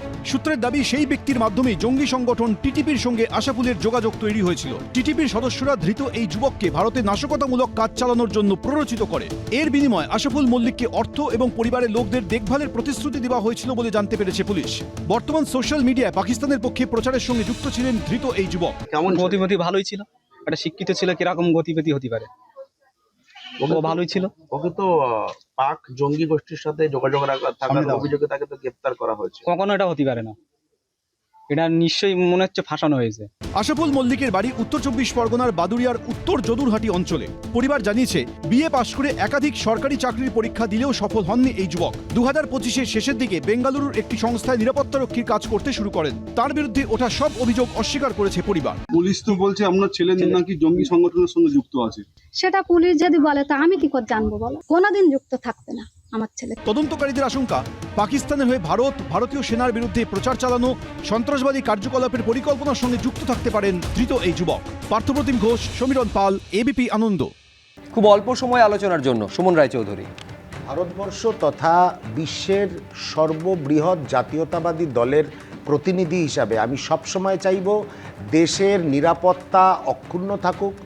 নিরাপত্তার বদলে কোনো দল যেন কোনো ধরনের রাজনীতি না করে। বিমল শঙ্কর নন্দ, ভারতবর্ষের নিরাপত্তা সবার উপরে। বড় কথা হচ্ছে আন্তর্জাতিক সন্ত্রাসবাদ এখন একটা বড় সমস্যা। সরকার অ্যালার্ট আছে, কেন্দ্র এবং রাজ্য সরকার সহযোগিতা করে কাজ করছে এবং আগামী দিনে এই সন্ত্রাসবাদের মূল আমরা উপড়াবো। আমি খালি একটা কথাই বলবো, যে খাগড়াগড় নিয়ে এত কথা মমতা ব্যানার্জির বিরুদ্ধে বলা হয়, সেখানে রাজ্য পুলিশ এবং এনআইএ মিলে 30 জন জেএমবি জঙ্গিকে গ্রেপ্তার করেছিল। আর মমতা ব্যানার্জির আমলে 324 থেকে 356 একর জমি বিএসএফ এর হাতে তুলে দেওয়া যেটা হয়েছে। সুমনবাবু বললেন, সুমন রায়চৌধুরীবাবু বলছেন যে সন্ত্রাসবাদ যে সারা ভারতের সমস্যা, শুধু পশ্চিমবাংলা না, তার কারণ স্পাইং আগেও ছিল, মাতাহারি আমল থেকে ছিল জার্মানির হয়ে, 1917 এক্সিকিউশন হয়েছে। পাঞ্জাবে যেভাবে টেররিস্ট ধরেছে, ইট ইজ স্প্লেন্ডিড। এরা দিল্লিতে ওই স্টুডেন্ট আন্দোলনের লোক পাঠিয়েছিল। বেশ, একেবারে আলোচনার জন্য সময় শেষ। ব্রিগেডিয়ার দাস, দেখুন, আমার মনে হয় একটা আমূল পরিবর্তন ইন্টেলিজেন্স নেটওয়ার্কের এবং যুদ্ধবিদ্যারও দরকার আছে, কারণ আমাদের আশপাশের পৃথিবীটা বদলে যাচ্ছে। আগে আমরা লড়াই করতাম যুদ্ধ করে ফাইটার প্লেন দিয়ে, এখন ড্রোনের লড়াই চলছে। তেমনি আগে ছায়া যুদ্ধ হতো টেররিস্টদের দিয়ে আফগানিস্তান পাকিস্তানের, এখন সেখানে আমাদের দেশের নাগরিকদের ব্যবহার করা হচ্ছে আমাদের বিরুদ্ধে ছায়া যুদ্ধ করবার জন্য। একেবারে এই ছায়া যুদ্ধের একেবারে তল পর্যন্ত পৌঁছানো দরকার। ছায়া যুদ্ধ কারা করছেন এবং সেই যুদ্ধ পরিচালনার পেছনে কে কে রয়েছে, প্রত্যেকটা বিষয় সামনে আসা দরকার এবং তাদের শাস্তি সুনিশ্চিত হওয়া দরকার। তার কারণ দেশের নিরাপত্তা, দেশের সুরক্ষা, এটা সর্বোপরি।